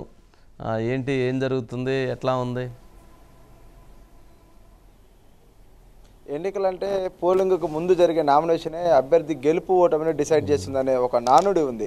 అది ఖచ్చితంగా రాజకీయాల్లో ఇప్పటి వరకు కూడా నిజమవుతూనే వచ్చింది సార్. నామినేషన్ రోజు తన బలం ఎంతో చూపిస్తే ప్రత్యర్థి సహజ సిద్ధంగా కొంత వెనకడుగు వేస్తాడనే ఆలోచనతో కూడా రాజకీయ పార్టీ నేతలు ఉంటారు. ప్రధాన పార్టీ అభ్యర్థులు ఈ విషయంలో చాలా కేర్ తీసుకుంటారు. విజయోత్సవ ర్యాలీ కంటే నామినేషన్ ర్యాలీకే వాళ్ళు అధిక ప్రాధాన్యత ఇచ్చే పరిస్థితి. అంటే ఎన్నికల పోల్ మేనేజ్మెంట్లో నామినేషన్ ప్రక్రియ అనేది అత్యంత కీలకం. ఆ సందడి ప్రారంభమైంది. ఈ రోజు నుంచి 25వ తేదీ వరకు కూడా ఈ నామినేషన్ల ప్రక్రియ జరగబోతున్న తరుణంలో కూటమి అభ్యర్థులు ఎన్డీఏ కూటమి రాష్ట్రంలో చూస్తే చాలా చోట్ల తిరుపతి నుంచి ఇటు శ్రీకాకుళం వరకు పూర్తిగా ఉమ్మడి 13 జిల్లాలలోనూ విభజన 25 జిల్లాల్లో కూడా అనేక మంది కీలక నేతలు నామినేషన్లు దాఖలు చేశారు. వారిలో టీడీపీ నేత నారా లోకేష్ తరఫున మంగళగిరిలో కూటమి అభ్యర్థి నేతలు ఏదైతే తొలుత సర్వమత ప్రార్థనలు చేసిన తర్వాత ఒక భారీ ర్యాలీతో మంగళగిరిలో రిటర్నింగ్ ఆఫీసర్ కూడా నారా లోకేష్ యొక్క నామినేషన్ పత్రాలు అందజేయడం జరిగింది. ఇక రేపు చంద్రబాబు గారికి సంబంధించిన నామినేషన్ పత్రాలు కూడా కుప్పం నియోజకవర్గంలో ఆయన సతీమణి నారా భువనేశ్వర్ గారు అందించబోతా ఉన్నారు. ఇక పవన్ కళ్యాణ్కి సంబంధించి 23వ తేదీన నామినేషన్ వేయబోతున్నట్లు కూడా ఇప్పటికే ఒక సమాచారం వచ్చింది. ఇలా రాష్ట్ర వ్యాప్తంగా అనేక చోట్ల చాలా కీలక నేతలు భీమిలి నియోజకవర్గంలో అయితే గంటా భారీ ర్యాలీతో ఆయన జన సందోహం మధ్య అభిమానుల కోలాహలం మధ్య నామినేషన్ ఒక విజయోత్సవ ర్యాలీ లాగానే జరుపుకుంటూ ముందుకెళ్లిన పరిస్థితి. ఇందాక మీరు చెప్పినట్లు విజయవాడలో పశ్చిమ నియోజకవర్గంలో కూడా కూటమి అభ్యర్థిగా ఉన్నటువంటి సుజనా చౌదరి ఈ రోజు నామినేషన్ వేసిన తీరు చూస్తే ఖచ్చితంగా గెలుపు డిసైడ్ అయిపోయింది. అక్కడ కూటమి అభ్యర్థిగా సుజనా గెలుపు సునాయాసమైన విధంగా పరిస్థితి కనిపిస్తుంది. అంటే నామినేషన్కే ఎంత ప్రాధాన్యత పార్టీల నేతలు ఇస్తున్నారు. ఎందుకంటే ఈ రోజు నామినేషన్ అంశంలో వాళ్ళు కనుక కొన్ని జాగ్రత్తలు తీసుకుని ముందుకు వెళ్తే రాబోయే ఎన్నికల వరకు ఆ టెంపో ఉంటుందన్న ఆలోచనతో ఆ రకమైన ప్రయత్నం. ఖర్చు విషయంలో కూడా వెనకాడటం లేదు. ఎన్నికల పోల్ మేనేజ్మెంట్ లో నామినేషన్ కి అత్యంత ప్రాధాన్యత ఇచ్చి ముందుకెళ్తున్న పరిస్థితులు అయితే 3 పార్టీల నుంచి కనిపిస్తా ఉన్నాయి. ఇక పూర్తి స్థాయిలో అంటే ఎన్నికల 3 అంటే 2 నెలల నుంచి ఎన్నికల వాతావరణం కనపడుతున్నా సార్, ఈ రోజు నుంచి ఉండేటటువంటి ఆ టెంపర్ కానీ లేదంటే ఆ హడావుడి ఆ వాతావరణం ఇంకా మరింత దూకుడుగా ఉండబోయే పరిస్థితులు అయితే కనిపిస్తా ఉన్నాయి. ఓకే, రాజేష్ ఉన్నారండి. నెక్స్ట్ రాజేష్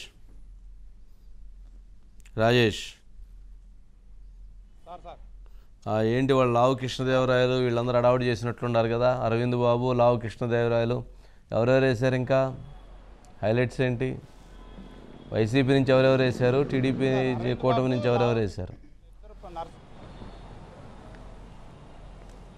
అదే కూటమికి సంబంధించి ఈరోజు పెద్ద ఎత్తున నామినేషన్లు అయితే పడ్డాయి సార్. అది కూడా నర్సరావుపేట పార్లమెంటు పరిధిలో ఎంపీ అభ్యర్థి కృష్ణదేవరాయలు, అదేవిధంగా నర్సరావుపేట అసెంబ్లీ అభ్యర్థి అరవింద్ బాబు వేశారు. పెద్ద ఎత్తున నర్సరావుపేట పార్లమెంటు పరిధిలో 2 నామినేషన్లు ఈరోజే ఉండటంతో పెద్ద ఎత్తున నర్సరావుపేట పార్లమెంట్ నుంచి తెలుగు తమ్ముళ్ళు తరలి వచ్చారు. దాదాపు నర్సరావుపేట మొత్తం కూడా ఈరోజు పసుపుమయమైందనుకోవచ్చు. మరోవైపు నారా లోకేష్కి సంబంధించి ఫస్ట్ సెట్ నామినేషన్ మాత్రం ఆ పార్టీ శ్రేణులు వేసినటువంటి పరిస్థితి అయితే ఉంది సార్.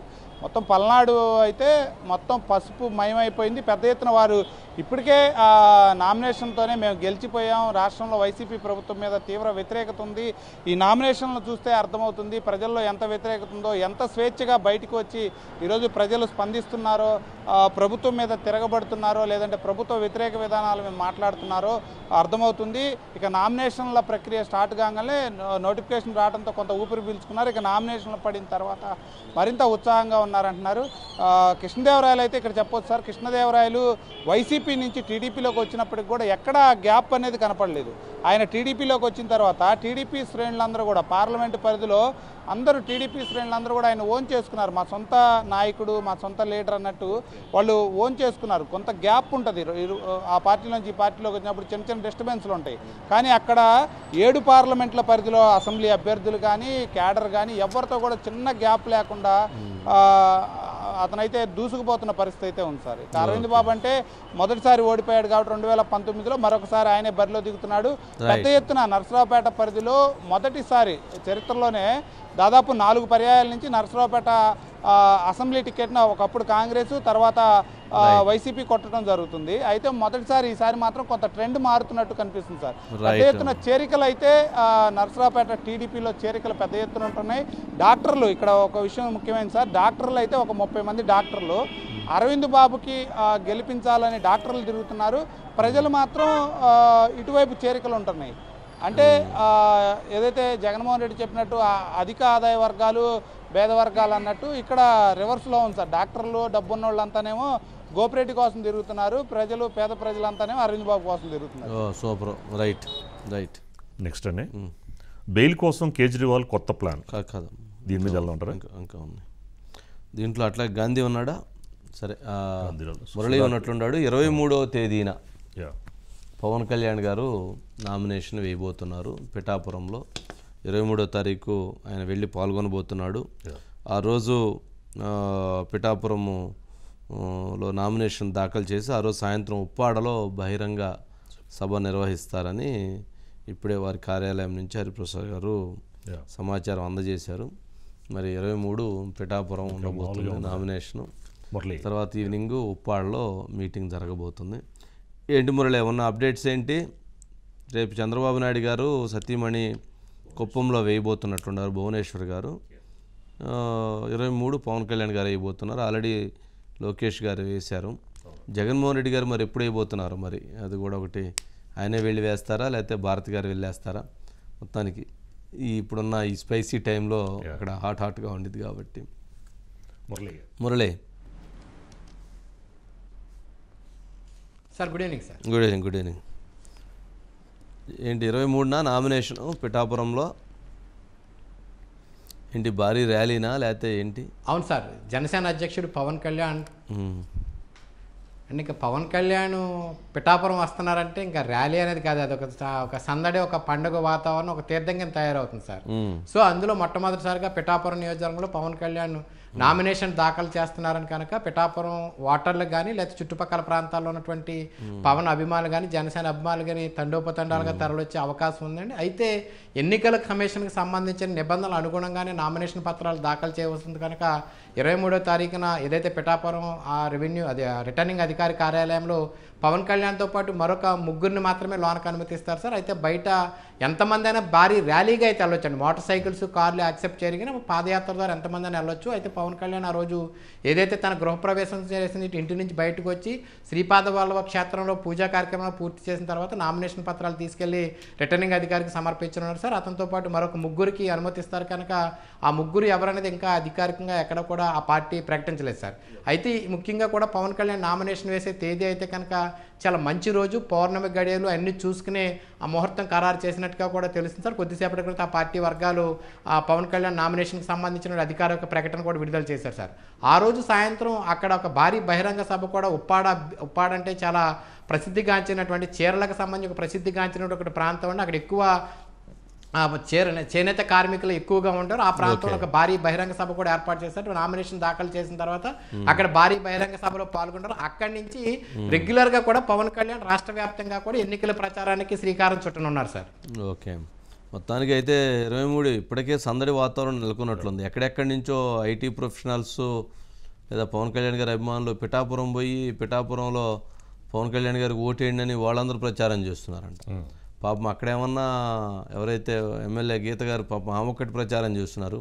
ఇక్కడ ఎవరో తెలియదు, అసలు ఎవరు ఎక్కడి నుంచి వస్తున్నారో తెలియదు, వెళ్ళటం అండ్ పవన్ కళ్యాణ్ గారిని గెలిపించండి ఊరు తిరిగి ఇల్లు తిరిగి ఓట్లు అడుగుతున్నారట. ఏంటని భారీ మెజారిటీతో గెలిపించండి పిఠాపురంలో అని చెప్పని దాదాపు 100 మంది ఎక్కడెక్కడో ఏదో ప్రాంతాల నుంచి వెళ్ళి అక్కడ తిరిగి ఓట్లు అడుగుతున్నారట.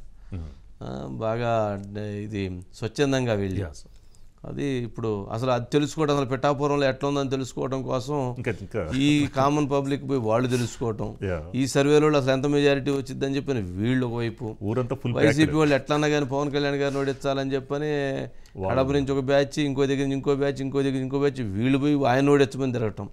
అసలు పూర్తిగా అక్కడ అసలు ఇంకెవరు లేరంట. పిఠాపురం పవన్ కళ్యాణ్ పిఠాపురం ఈ రెండే నడుస్తున్నాయట. మొత్తానికి అక్కడ సందడి వాతావరణం నెలకొన్నట్లుంది. ఎంజాయ్ చేద్దాం. సరే, రైట్.